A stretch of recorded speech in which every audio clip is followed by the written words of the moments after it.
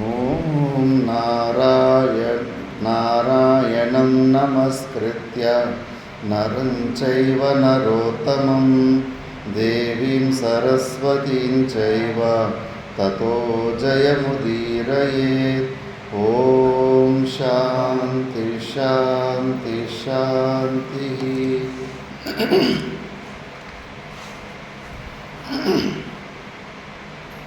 ನಾವು ಮಹಾಭಾರತದ ವನಪರ್ವದಲ್ಲಿ ವಿಚಾರ ಮಾಡ್ತಿದ್ವಿ. ಇದರಲ್ಲಿ ಅರ್ಜುನನು ಶಿವನ ತಪಸ್ಸು ಮಾಡಿ ಶಿವನನ್ನು ಮೆಚ್ಚಿಸಿ ಶಿವನು ಕಿರಾತಕ ರೂಪದಲ್ಲಿ ಬಂದು ಯುದ್ಧ ಮಾಡಿ ಅರ್ಜುನನ ಸಾಹಸವನ್ನು ಮೆಚ್ಚಿಕೊಂಡು ಪಾಶುಪತಾಸ್ತ್ರವನ್ನು ಎಲ್ಲ ವರಗಳನ್ನು ಕೊಟ್ಟು ಮತ್ತು ಅಲ್ಲಿಯೇ ಎಲ್ಲ ದೇವತೆಗಳು ಉಪಸ್ಥಿತಿಯಾಗಿ ಅವರು ಕೂಡ ಅವ್ರ ಹತ್ರ ಇದ್ದಿದ್ದೆಲ್ಲ ಅಸ್ತ್ರಗಳನ್ನು ಕೂಡ ಕೊಡ್ತಾರೆ. ಇದಾದ ಮೇಲೆ ಈಗ ಅರ್ಜುನ ಸ್ವರ್ಗಲೋಕಕ್ಕೆ ಪ್ರಯಾಣ ಮಾಡ್ತಾನೆ.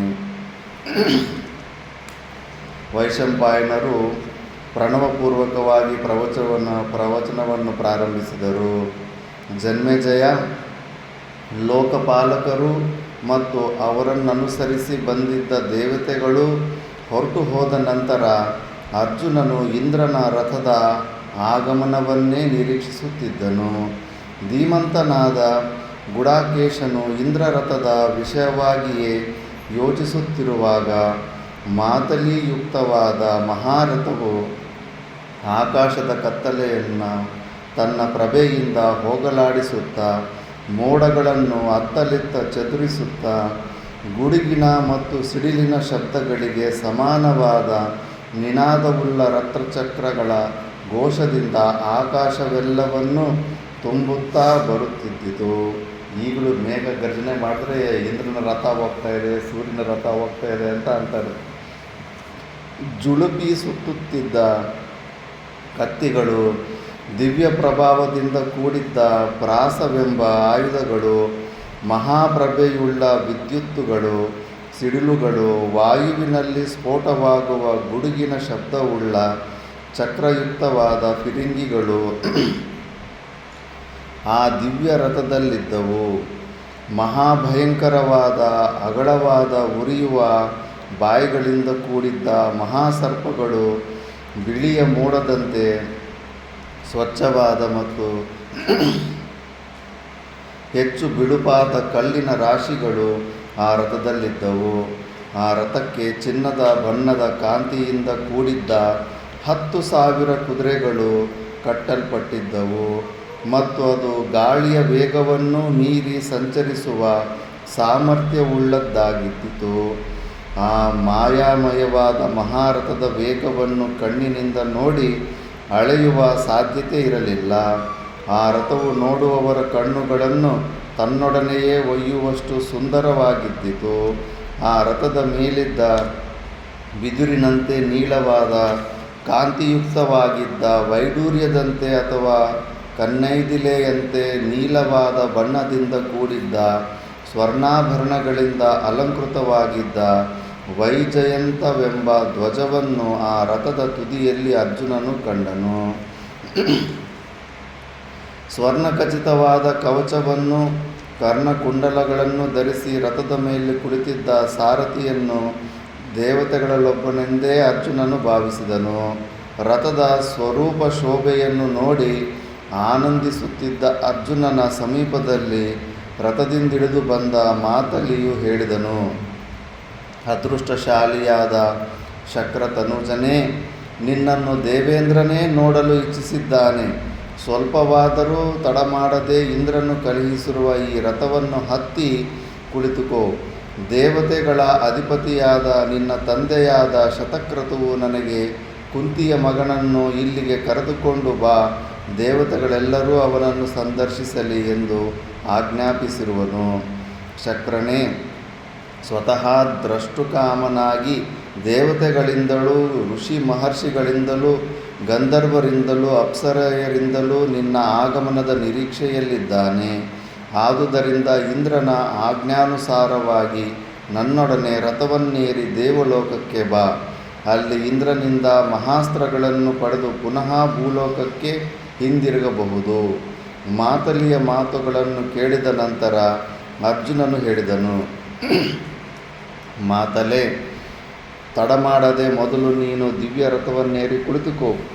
ಈ ರಥವು ಅಸಾಧಾರಣವಾದದ್ದು. 100 ರಾಜಸೂಯ ಯಾಗಗಳು ಮಾಡುವುದರಿಂದಾಗಲಿ 100 ಅಶ್ವಮೇಧ ಯಾಗಗಳನ್ನು ಮಾಡುವುದರಿಂದಾಗಲಿ ಈ ರಥವು ಪ್ರಾಪ್ತವಾಗುವುದಿಲ್ಲ. ಅನೇಕ ಮಹಾಯಜ್ಞಗಳನ್ನು ಮಾಡಿ ಯಥೇಚ್ಛವಾದ ದಾನ ದಕ್ಷಿಣೆಗಳನ್ನು ಕೊಟ್ಟ ರಾಜರಿಗಾಗಲಿ ದೇವದಾನವರಿಗಾಗಲಿ ಈ ರಥದಲ್ಲಿ ಕುಳಿತುಕೊಳ್ಳುವ ಸಾಧ್ಯತೆ ಇರುವುದಿಲ್ಲ. ತಪೋನಿಷ್ಠನಲ್ಲದವನಿಗೆ ಈ ರಥವನ್ನು ನೋಡುವ ಅಥವಾ ಸ್ಪರ್ಶ ಮಾಡುವ ಸಾಧ್ಯತೆಯೂ ಇರುವುದಿಲ್ಲ. ಇನ್ನೂ ಕುಳಿತುಕೊಳ್ಳುವ ಸಾಧ್ಯತೆ ಎಲ್ಲಿಯದು? ಇಂತಹ ದಿವ್ಯ ರಥವನ್ನು ನೀನು ಆರೋಹಣ ಮಾಡಿ ಕಡಿವಾಣಗಳನ್ನು ಬಿಗಿಯಾಗಿ ಹಿಡಿದುಕೊಂಡ ನಂತರ ಸುಕೃತಿಯಾದವನು ಸ್ವರ್ಗ ಮಾರ್ಗವನ್ನು ಕುರಿತು ಹೋಗುವಂತೆ ನಾನು ರಥಾರೋಹಣ ಮಾಡುತ್ತೇನೆ. ಅರ್ಜುನನ ಮಾತುಗಳನ್ನು ಕೇಳಿ ಮಾತಲಿಯು ಒಡನೆಯೇ ರಥವನ್ನೇರಿ ಕುದುರೆಗಳ ಕಡಿವಾಣವಿಡಿದು ಉಪಸ್ಥಿತನಾದನು. ಅನಂತರದಲ್ಲಿ ಅರ್ಜುನನು ಪವಿತ್ರತಮವಾದ ಗಂಗಾ ನದಿಯಲ್ಲಿ ಮಿಂದು ಮಹಾಮಂತ್ರಗಳನ್ನು ಜಪಮಾಡಿ ಪಿತೃಗಳಿಗೆ ತರ್ಪಣವನ್ನು ಯಥಾವಿಧಿಯಾಗಿ ಕೊಟ್ಟ ನಂತರ ತನಗೆ ಅದುವರೆಗೂ ಆಶ್ರಯವನ್ನಿತ್ತಿದ್ದ ಹಿಮವತ್ ಪರ್ವತವನ್ನು ಸಂಬೋಧಿಸಿ ಹೇಳಿದನು. ಪರ್ವತರಾಜನೇ, ಧರ್ಮಾತ್ಮರಾದ ಸ್ವರ್ಗ ಮಾರ್ಗಾಭಿಕಾಂಕ್ಷಿಗಳಾದ ಸಾಧುಗಳಿಗೂ ಪುಣ್ಯವಂತರಾದ ಮುನಿಗಳಿಗೂ ನೀನು ಸರ್ವದಾ ಆಶ್ರಯಭೂತನಾಗಿರುವೆ. ಈಗ ಹಿಮಾಲಯದಲ್ಲೂ ಕೂಡ ವಾತಾವರಣ ಕೆಟ್ಟಿದೆ. ಎಲ್ಲ ಸಾರಾಯಿ ಕುಡಿಯೋ ಅಂಗಡಿಗಳು ಎಲ್ಲ ಓಪನ್ ಆಗಿದ್ದಾವೆ ಅಲ್ಲಲ್ಲಿ. ಮುಂಚೆ ಹಂಗಿರಲಿಲ್ಲ. ಹಿಮಾಲಯ ಅಂದರೆ ಎಲ್ಲ ಕೆಟ್ಟ ಅಭ್ಯಾಸ ಮಾಡೋರೆಲ್ಲ ಕೆಳಗಡೆ ಇರ್ತಾಯಿದ್ರು. ಕೇವಲ ತಪಶ್ಚರ್ಯ ಮಾಡ್ಕೊಳ್ಳೋ ಅಂಥವರೇ ಮಾತ್ರ ಮೇಲೆ ಹೋಗ್ತಿದ್ರು. ಈಗೆಲ್ಲ ಕೆಟ್ಟೋಗ್ಬಿಟ್ಟಿದೆ ಅಲ್ಲಿ ವಾತಾವರಣ. ಮುನಿಗಳಿಗೂ ನೀನು ಸರ್ವದಾ ಆಶ್ರಯಭೂತನಾಗಿರುವೆ. ನಿನ್ನ ದಿವ್ಯಾನುಗ್ರಹದಿಂದಾಗಿ ಬ್ರಹ್ಮ ಕ್ಷತ್ರಿಯ ವೈಶ್ಯರು ಸ್ವರ್ಗವನ್ನು ಪಡೆದು ಗತವ್ಯತರಾಗಿ ದೇವತೆಗಳೊಡನೆ ಆನಂದದಿಂದಿರುತ್ತಾರೆ. ನೀನು ಋಷಿ ಮಹರ್ಷಿಗಳಿಗೆ ಆಶ್ರಯ ಸ್ಥಾನನಾಗಿರುವೆ ಮತ್ತು ನೀನು ಅನೇಕ ತೀರ್ಥಗಳನ್ನು ಧಾರಣೆ ಮಾಡಿರುವೆ. ನಾನು ನಿನ್ನ ಶುಭಾಶಯಗಳೊಡನೆ ಹೋಗಿ ಬರುತ್ತೇನೆ.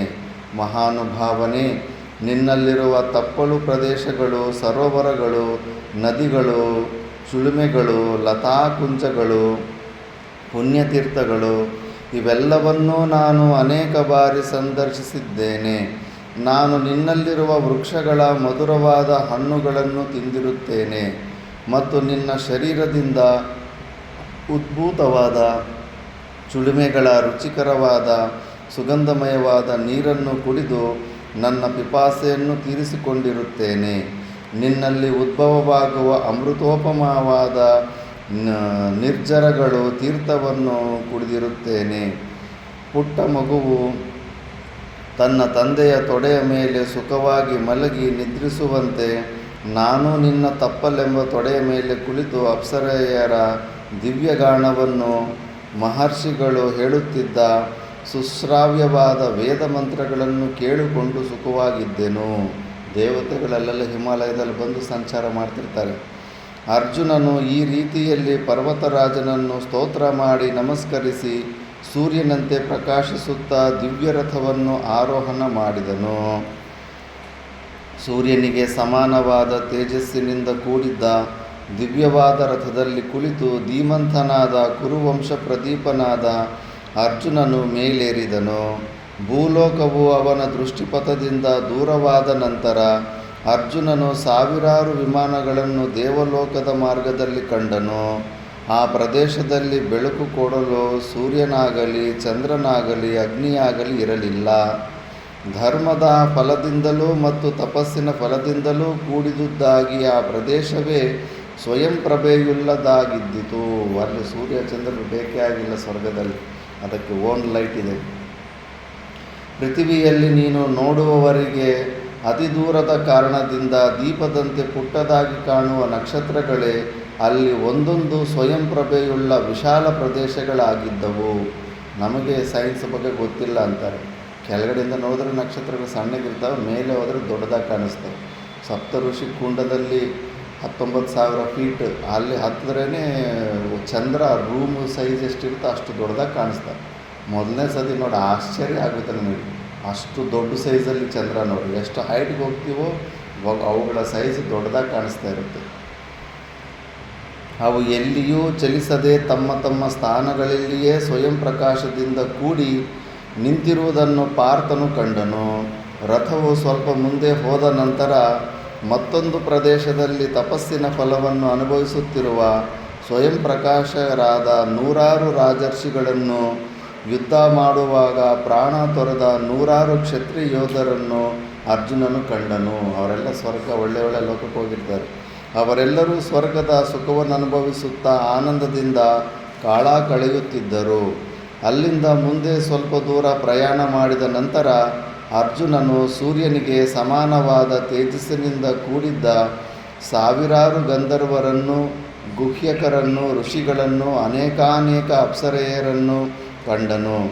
ಸ್ವಯಂ ಪ್ರಭೆಯಿಂದ ಕೂಡಿದ ಆ ಪ್ರದೇಶಗಳನ್ನು ಕಂಡು ಅರ್ಜುನನು ಆಶ್ಚರ್ಯಭರಿತನಾಗಿ ಮಾತಲಿಯನ್ನು ಕುರಿತು ಹೇಳಿದನು. ಮಾತಲೆ, ಇವರೆಲ್ಲರೂ ಯಾರು?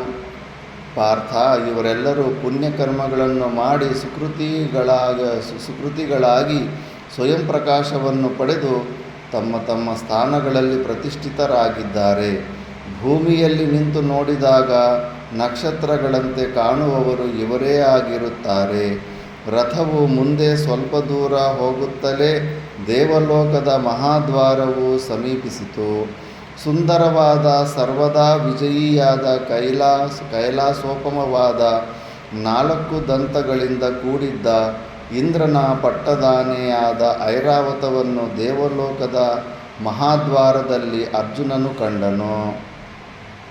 ಮಹಾದ್ವಾರದೊಳಗೆ ಪ್ರವೇಶಿಸಿ ಸಿದ್ಧರು ಸಂಚರಿಸುವ ಮಾರ್ಗದಲ್ಲಿ ಅರ್ಜುನನು ರಥಾರೂಢನಾಗಿ ಹೋಗುತ್ತಿದ್ದುದನ್ನು ನೋಡಿದರೆ ಹಿಂದೆ ಚಕ್ರವರ್ತಿಯಾದ ಮಾಂಧಾತನು ಅದೇ ಮಾರ್ಗವಾಗಿ ದೇವಲೋಕಕ್ಕೆ ಹೋದ ಸ್ಮರಣೆಯುಂಟಾಗುತ್ತಿದ್ದಿತು. ಕಮಲನೇತ್ರನಾದ ಅರ್ಜುನನು ಧಾರ್ಮಿಕರಾದ ರಾಜರಿಗಾಗಿಯೇ ಮೀಸಲಾಗಿದ್ದ ಮಾರ್ಗದಲ್ಲಿ ಬಹಳ ದೂರ ಪ್ರವಾಸ ಮಾಡಿದ ನಂತರ ಕಟ್ಟಕಡೆಗೆ ಇಂದ್ರನ ಪಟ್ಟಣವಾದ ಅತಿ ಸುಂದರವಾದ ಅಮರಾವತಿಯನ್ನು ಸಂದರ್ಶಿಸಿದನು. ಪಾರೀಕ್ಷಿತ, ಅರ್ಜುನನು ಸಿದ್ಧಚಾರಣರಿಂದ ಸಂಸೇವ್ಯಮಾನವಾದ ರಮ್ಯವಾಗಿದ್ದ ಅಮರಾವತಿಯನ್ನು ನೋಡಿದನು. ಅಲ್ಲಿ ಎಲ್ಲ ಋತುಗಳು ಫಲಪುಷ್ಪಗಳೂ ಇದ್ದವು. ಅನೇಕ ವಿಧವಾದ ಪುಣ್ಯತಮವಾದ ವೃಕ್ಷಗಳಿದ್ದವು. ಈಗ ವಿಜಯವಾಡದಲ್ಲಿ ಆ ಬೆಟ್ಟದ ಹೆಸರು ಇಂದ್ರಕಿಲಾದ್ರಿ, ಅದರ ಪಕ್ಕದಲ್ಲಿರೋ ಜಾಗನೇ ಅಮರಾವತಿ ಅಂತ ಹೆಸರಲ್ಲಿ. ಯಾರು ಗೊತ್ತು ಇದೇ ಸ್ವರ್ಗ ಆಗಿತ್ತೇನೋ ಪೂರ್ವದಲ್ಲಿ. ಅಲ್ಲಿಯೇ ಸುಂದರವನವಾದ ನಂದನವನವನ್ನು ಅರ್ಜುನನು ಕಂಡನು.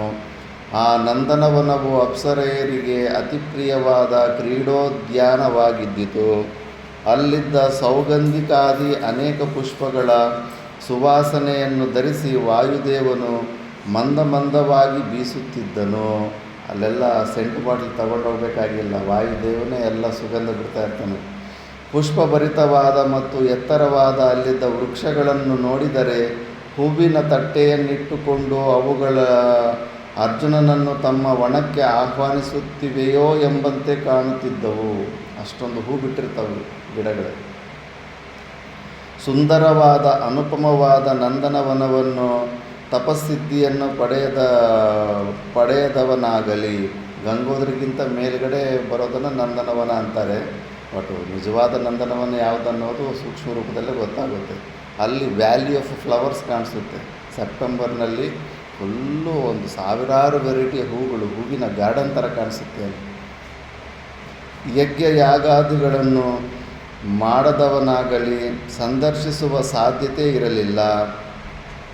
ಧಾರ್ಮಿಕರಿಗೆ ಮಾತ್ರವೇ ಆ ನಂದನವನವು ಆಶ್ರಯವನ್ನು ಕೊಡುತ್ತಿದ್ದಿತು. ಯುದ್ಧದಲ್ಲಿ ಪರಾಂಗುಖನಾದವನಿಗೆ, ವ್ರತನಿಷ್ಠನಾಗಿರದವನಿಗೆ, ವೇದಾಧ್ಯಯನ ಮಾಡದವನಿಗೆ, ಪುಣ್ಯತಮವಾದ ತೀರ್ಥಗಳಲ್ಲಿ ಸ್ನಾನ ಮಾಡದವನಿಗೆ, ಯಜ್ಞ ಮಾಡಿ ಯಥೇಚ್ಛವಾಗಿ ದಾನ ದಕ್ಷಿಣೆಗಳನ್ನು ಕೊಡದವನಿಗೆ, ಯಜ್ಞಘಾತಕನಿಗೆ, ನೀಚನಾದವನಿಗೆ, ಮದ್ಯಪಾಯಿಗೆ, ತಲ್ಪಗನಿಗೆ ಅಂದರೆ ಗುರುವಿಗೆ ಮೋಸ ಮಾಡಿದವನಿಗೆ, ಅಸಂಸ್ಕೃತವಾದ ಮಾಂಸವನ್ನು ತಿನ್ನುವವನಿಗೆ. ಸಂಸ್ಕೃತ ಮಾಂಸನೂ ಒಂದಂತ ಪ್ಯೂರಿಫೈ ಯೋಗ್ಯವಾದದ್ದು. ಯಾಗದಲ್ಲಿ ಬಲಿ ಕೊಟ್ಟಿರೋಂಥ ಮಾಂಸ ತಿಂದರೆ ಅದು ಬಲಿ ದೋಷ ಇರಲ್ಲ. ಅಸಂಸ್ಕೃತವಾದಂಥ ಮಾಂಸವನ್ನು ತಿಂದರೂ ಕೂಡ ಪಾಪನೇ. ದುರುಳನಿಗೆ ಅಲ್ಲಿ ಸ್ಥಾನವಿರಲಿಲ್ಲ. ಆ ನಂದನವನದ ಸೌಂದರ್ಯವನ್ನು ವೀಕ್ಷಿಸಲು ಅಂತಹವರಿಗೆ ಅವಕಾಶವಿರಲಿಲ್ಲ. ದೇವಗಾಯನದಿಂದ ಪ್ರತಿಧ್ವನಿತವಾಗುತ್ತಿದ್ದ ನಂದನವನವನ್ನು ಸಂದರ್ಶಿಸಿದ ಅರ್ಜುನನು ಅಮರಾವತಿಯನ್ನು ಪ್ರವೇಶಿಸಿದನು. ಅಲ್ಲಿ ಯಥೇಚ್ಛವಾಗಿ ಸಂಚರಿಸಲು ಸಮರ್ಥವಾದ ಸಾವಿರಾರು ವಿಮಾನಗಳು ಸಿದ್ಧವಾಗಿ ನಿಂತಿರುವುದನ್ನು ಅರ್ಜುನನು ಕಂಡನು. ಅಂತಹ ನೂರಾರು ವಿಮಾನಗಳು ಎಲ್ಲ ದಿಕ್ಕುಗಳಲ್ಲೂ ಸಂಚರಿಸುತ್ತಿರುವುದನ್ನು ಅವನು ನೋಡಿದನು. ವಾಯುದೇವನು ಅನೇಕ ಕುಸುಮಗಳಿಂದ ಸುಗಂಧವನ್ನು ತಂದು ಅರ್ಜುನನ ಮೇಲೆ ಬೀಸಿದನು. ಅಪ್ಸರೆಯರು, ಗಂಧರ್ವರು ಅರ್ಜುನನ ಗುಣಗಾನಗಳನ್ನು ಮಾಡುತ್ತಿದ್ದರು. ದೇವತೆಗಳು ಗಂಧರ್ವರಿಂದಲೂ ಋಷಿ ಮಹರ್ಷಿಗಳಿಂದಲೂ ಕೂಡಿದವರಾಗಿ ಅರ್ಜುನನಿಗೆ ಅಭಿಮುಖವಾಗಿ ಬಂದು ಆದರದಿಂದ ಪೂಜಿಸಿ ಸ್ವಾಗತಿಸಿದರು. ಮಹರ್ಷಿಗಳು ಅರ್ಜುನನನ್ನು ಆಶೀರ್ವದಿಸಿದರು. ಅಪ್ಸರೆಯರು ಸುಮಧುರ ಕಂಠಗಳಿಂದ ಶುಭಾಶಯಗಳ ಗೀತಗಳನ್ನು ಹಾಡಿದರು. ಅವನ ಸುತ್ತಲೂ ವೀಣಾ, ತಾಳ, ಮೃದಂಗಾದಿಗಳು ನುಡಿಸಲ್ಪಡುತ್ತಿದ್ದವು. ಅರ್ಜುನನು ಎಲ್ಲರಿಂದಲೂ ಗೌರವಿಸಲ್ಪಟ್ಟವನಾಗಿ ಇಂದ್ರನ ಆದೇಶದಂತೆ ಅತ್ಯಂತ ವಿಶಾಲವಾಗಿಯೂ ಮನೋಹರವಾಗಿಯೂ ಇದ್ದ ಸುರವೀತಿಯನ್ನು ಪ್ರವೇಶಿಸಿದನು. ಅಲ್ಲವನು ಸಾಧ್ಯರನ್ನು, ವಿಶ್ವೇ ದೇವತೆಗಳನ್ನು, ಸಪ್ತ ಮರುತ್ತುಗಳನ್ನು, ಅಶ್ವಿನಿ ದೇವತೆಗಳನ್ನು, ಅಷ್ಟವಸುಗಳನ್ನು, ಬ್ರಹ್ಮರ್ಷಿಗಳನ್ನು, ದಿಲೀಪನೇ ಮೊದಲಾದ ರಾಜರ್ಷಿಗಳನ್ನು, ತುಂಬುರ ನಾರದರನ್ನು, ಆಹಾ ಊಹು ಎಂಬ ಪ್ರಸಿದ್ಧರಾದ ಗಂಧರ್ವರನ್ನು, ಗಂಧರ್ವರ ಹೆಸರು ಒಬ್ಬನ ಹೆಸರು ಆಹಾ, ಇನ್ನೊಬ್ಬನ ಹೆಸರು ಊಹು, ಸಂದರ್ಶಿಸಿದರು. ಅವರೆಲ್ಲರನ್ನೂ ಸಂದರ್ಶಿಸಿ ಅವರಿಗೆ ಪ್ರಣಾಮ ಮಾಡಿ ಅವರಿಂದ ಸ್ವಸ್ತಿ ವಾಚನವನ್ನು ಪಡೆದ ನಂತರ ಅರ್ಜುನನು ಶತಕ್ರತುವಾದ ದೇವಾದಿದೇವನಾದ ಮಹೇಂದ್ರನನ್ನು ಸಂದರ್ಶಿಸಿದನು. ಸ್ವರ್ಣದ ಹಿಡಿಯಿಂದ ಕೂಡಿದ್ದ ಸುಂದರವಾದ ಶ್ವೇತಛತ್ರಿಯು ದೇವೇಂದ್ರನ ತಲೆಯ ಮೇಲೆ ಕಂಗೊಳಿಸುತ್ತಿದ್ದಿತು. ದೇವದೂತರು ದೇವೇಂದ್ರನ ಎರಡೂ ಪಕ್ಕಗಳಲ್ಲಿಯೂ ನಿಂತು ದಿವ್ಯಗಂಧವನ್ನು ಸೂಸುತ್ತಿದ್ದ ಬೀಸಣಿಗೆಗಳಿಂದ ಗಾಳಿಯನ್ನು ಬೀಸುತ್ತಿದ್ದರು. ವಿಶ್ವಾವಸುವೆ ಮೊದಲಾದ ಗಂಧರ್ವರು ಸುಶ್ರಾವ್ಯವಾಗಿ ದೇವೇಂದ್ರನ ಗುಣಗಾನವನ್ನು ಮಾಡುತ್ತಿದ್ದರು. ಬ್ರಾಹ್ಮಣ ಶ್ರೇಷ್ಠರು ಋಗ್, ಯಜು, ಸಾಮವೇದಗಳ ಮಂತ್ರಗಳಿಂದ ಸ್ತುತಿಸುತ್ತಿದ್ದರು. ಅಂತಹ ಅನುಪಮವಾದ ದಿವ್ಯವಾದ ಇಂದ್ರಸಭೆಗೆ ಅರ್ಜುನನು ಬಂದು ಸಿಂಹಾಸನಾರೂಢನಾಗಿದ್ದ ಇಂದ್ರನಿಗೆ ಸಾಷ್ಟಾಂಗ ಪ್ರಣಾಮವನ್ನು ಮಾಡಿದನು. ಇಂದ್ರನು ವಾತ್ಸಲ್ಯಾತಿಶಯದಿಂದ ಒಡನೆಯೇ ಸಿಂಹಾಸನದಿಂದೆದ್ದು ಅರ್ಜುನನನ್ನು ಹಿಡಿದೆತ್ತಿ ತನ್ನ ನೀಲವಾದ ಬಾಹೋಲತೆಗಳಿಂದ ಬಾಚಿ ತಬ್ಬಿಕೊಂಡನು. ದೇವತೆಗಳಿಂದಲೂ ಋಷಿ ಮಹರ್ಷಿಗಳಿಂದಲೂ ಪೂಜಿಸಲ್ಪಡುತ್ತಿದ್ದ ಪರಮ ಪವಿತ್ರವಾದ ಸಿಂಹಾಸನದ ಅರ್ಧ ಭಾಗದಲ್ಲಿ ತನ್ನ ಮಗನಾದ ಅರ್ಜುನನನ್ನು ಕುಳ್ಳಿರಿಸಿಕೊಂಡು ತಾನೂ ಕುಳಿತನು. ಸಿಂಹಾಸನದ ಮೇಲೆ ವಿನಯದಿಂದ ನತಶಿರನಾಗಿ ಕುಳಿತಿದ್ದ ಅರ್ಜುನನ ನೆತ್ತಿಯನ್ನು ಇಂದ್ರನು ಆಘ್ರಾಣಿಸಿ ಅವನನ್ನೆತ್ತಿ ತನ್ನ ತೊಡೆಯ ಮೇಲೆಯೇ ಕುಳ್ಳಿರಿಸಿಕೊಂಡನು. ಇಂದ್ರನ ನಿರ್ದೇಶದಂತೆ ಶತಕ್ರತುವಿನ ಪರಮಪೂಜ್ಯವಾದ ದಿವ್ಯಾಸನದಲ್ಲಿ ಕುಳಿತಿದ್ದ ಮಹಾಪರಾಕ್ರಮಿಯಾದ ಅರ್ಜುನನು ಸಾಕ್ಷಾತ್ ಎರಡನೆಯ ದೇವೇಂದ್ರನಂತೆಯೇ ಪ್ರಕಾಶಿಸಿದನು.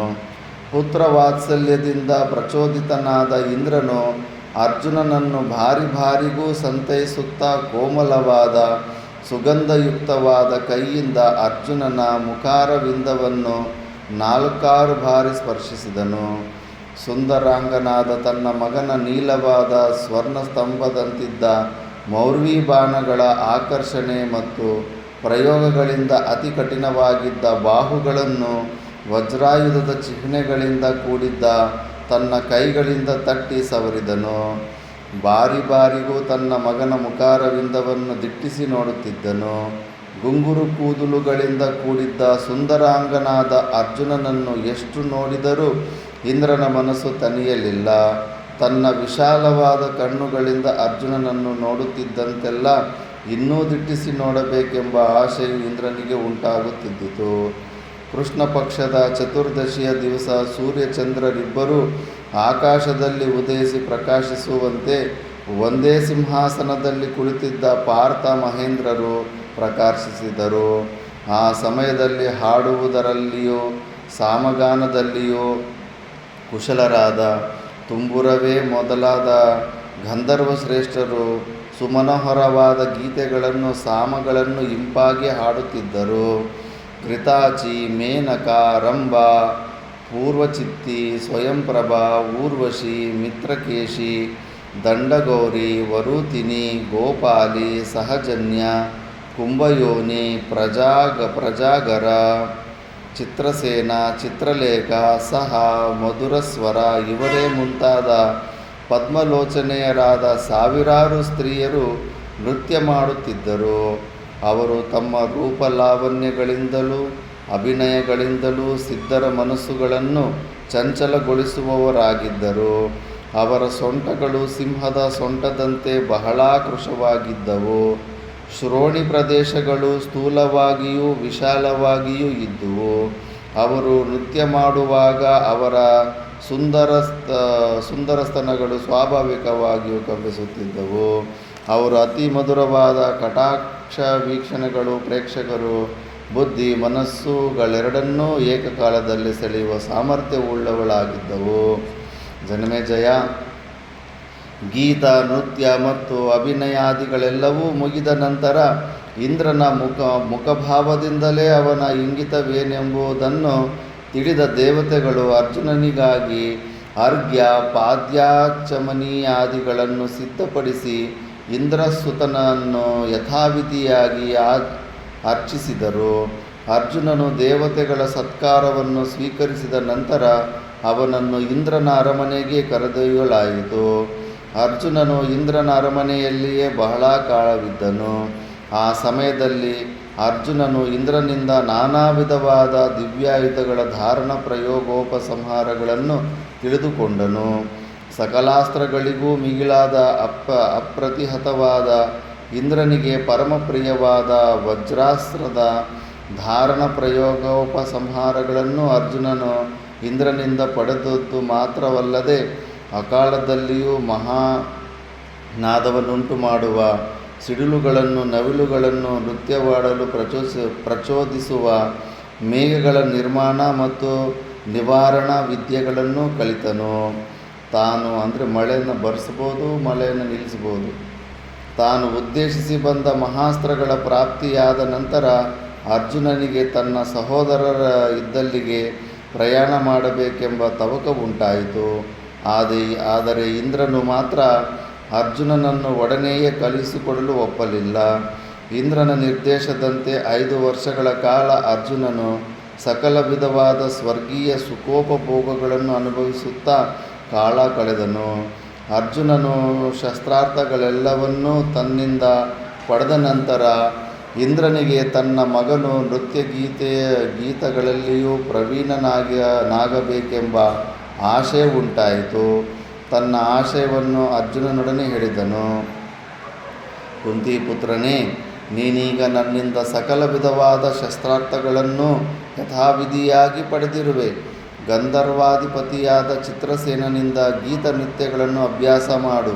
ಇದರ ಜೊತೆಗೆ ಸ್ವರ್ಗೀಯವಾದ ವಾದ್ಯ ಸಂಗೀತದ ಅಭ್ಯಾಸವನ್ನು ಮಾಡು. ಇದು ಭೂಲೋಕದಲ್ಲಿ ಪ್ರಚಲಿತವಾಗಿರುವುದಿಲ್ಲ. ಸ್ವರ್ಗೀಯ ಸಂಗೀತವನ್ನು ನೃತ್ಯವನ್ನು ಅಭ್ಯಾಸ ಮಾಡುವುದು ಮುಂದೆ ನಿನಗೆ ಶ್ರೇಯಸ್ಸಿಗೆ ಸಾಧಕವಾಗುತ್ತದೆ. ಅಜ್ಞಾತವಾಸದಲ್ಲಿ ಇದೆಲ್ಲ ಕೆಲಸ ಬರುತ್ತೆ. ಇಂದ್ರನ ಮಾತಿಗೆ ಅರ್ಜುನನೂ ಒಪ್ಪಿದನು. ಒಡನೆಯೇ ಇಂದ್ರನು ಗೀತ ನೃತ್ಯಗಳಲ್ಲಿ ಕುಶಲನಾದ ಚಿತ್ರಸೇನನನ್ನು ಕರೆಯಿಸಿ ಅವನನ್ನು ಅರ್ಜುನನಿಗೆ ಪರಿಚಯ ಮಾಡಿಕೊಟ್ಟನು. ಮುಂದೆ ಅರ್ಜುನನು ಚಿತ್ರಸೇನನೊಡನೆಯೇ ಇದ್ದು ಅವನಿಂದ ಹಾಡುಗಾರಿಕೆ, ವಾದ್ಯವಾದನ ಮತ್ತು ನೃತ್ಯಾಭಿನಯಗಳನ್ನು ಹೇಳಿಸಿಕೊಂಡು ಅಭ್ಯಾಸ ಮಾಡಿದನು. ಅರ್ಜುನನು ಎಷ್ಟೇ ಸುಖೋಪಭೋಗಗಳಲ್ಲಿ ಮುಳುಗಿದ್ದರೂ ಅವನಿಗೆ ತನ್ನ ಸಹೋದರರ ಚಿಂತೆಯಾಗಲಿ ದುರುಳನಾದ ಶಕುನಿಯು ಆಡಿದ ಮೋಸದ ಪಗಡೆಯಾಟವಾಗಲಿ ಮನದಿಂದ ಮರೆಯಾಗಲಿಲ್ಲ. ಸಂಗೀತದ ಅಭ್ಯಾಸದಲ್ಲಿ ನಿರತನಾಗಿದ್ದಾಗಲೂ ಹಲವು ಬಾರಿಯ ಸನ್ನಿವೇಶಗಳೆಲ್ಲವೂ ಅರ್ಜುನನ ಮನದಲ್ಲಿ ಸುಳಿದಾಡುತ್ತಿದ್ದವು. ದುಶ್ಯಾಸನನ ಘೋರ ಕೃತ್ಯವನ್ನು ನೆನೆದೊಡನೆಯೇ ಅರ್ಜುನನ ಹೃದಯದಲ್ಲಿ ಕೋಪಾಗ್ನಿಯು ಪ್ರಜ್ವಲಿಸಿ ಎಂದವನ ಸಾವು ಎಂದು ನುಡಿಯು ಅರ್ಜುನನ ಮುಖದಿಂದ ಹೊರಬರುತ್ತಿತ್ತು. ಇಷ್ಟಾದರೂ ಇಂದ್ರನ ಆಜ್ಞೆಯನ್ನು ಮೀರಿ ಒಡನೆಯೇ ಹೊರಟು ಬಿಡುವ ಸಾಧ್ಯತೆಯೂ ಇರಲಿಲ್ಲ. ಅರ್ಜುನ ಚಿತ್ರಸೇನರ ಸ್ನೇಹವು ದಿನದಿನಕ್ಕೂ ವೃದ್ಧಿ ಹೊಂದಿತು. ಅದರ ಫಲವಾಗಿ ಚಿತ್ರಸೇನನು ಸಂಗೀತ ನೃತ್ಯಗಳ ರಹಸ್ಯಗಳೆಲ್ಲವನ್ನೂ ಅರ್ಜುನನಿಗೆ ಉಪದೇಶಿಸಿದನು. ಅನೇಕ ವಿಧವಾದ ನೃತ್ಯಾಭಿನಯಗಳನ್ನು, ಗೀತಗಳನ್ನು, ವಾದ್ಯಗಳನ್ನು ಕಲಿತು ಅರ್ಜುನನು ಆ ವಿದ್ಯೆಗಳಲ್ಲಿ ಪ್ರಾವೀಣ್ಯ ಹೊಂದಿದನು. ಇಷ್ಟಾದರೂ ಸಹೋದರರನ್ನು, ತಾಯಿಯಾದ ಕುಂತಿಯನ್ನು ಪದೇ ಪದೇ ನೆನೆಯುತ್ತಿದ್ದ ಅರ್ಜುನನಿಗೆ ಮನಃಶಾಂತಿ ಎಂಬುದೇ ಇರಲಿಲ್ಲ. ಜನಮೇಜಯ, ಹಿಂದೆ ಅರ್ಜುನನು ಇಂದ್ರಸಭೆಯಲ್ಲಿ ಇಂದ್ರನ ಅರ್ಧಾಸನದಲ್ಲಿ ಕುಳಿತಿದ್ದಾಗ ರಂಬೆ, ಊರ್ವಶಿ, ಪೂರ್ವಚಿತ್ತಿ ಮೊದಲಾದ ಅಪ್ಸರೆಯರು ನೃತ್ಯವಾಡಿದ್ದರು. ಆ ಸಮಯದಲ್ಲಿ ಅರ್ಜುನನು ಊರ್ವಶಿಯನ್ನು ಕ್ಷಣಕಾಲ ಎವೆಯಿಕ್ಕದೆ ನೋಡಿದ್ದನು. ಪಕ್ಕದಲ್ಲಿಯೇ ಕುಳಿತಿದ್ದ ಇಂದ್ರನು ಅವರಿಬ್ಬರ ಕಣ್ಣುಗಳನ್ನು ಒಂದಾದದ್ದನ್ನು ಗಮನಿಸಿದ್ದನು.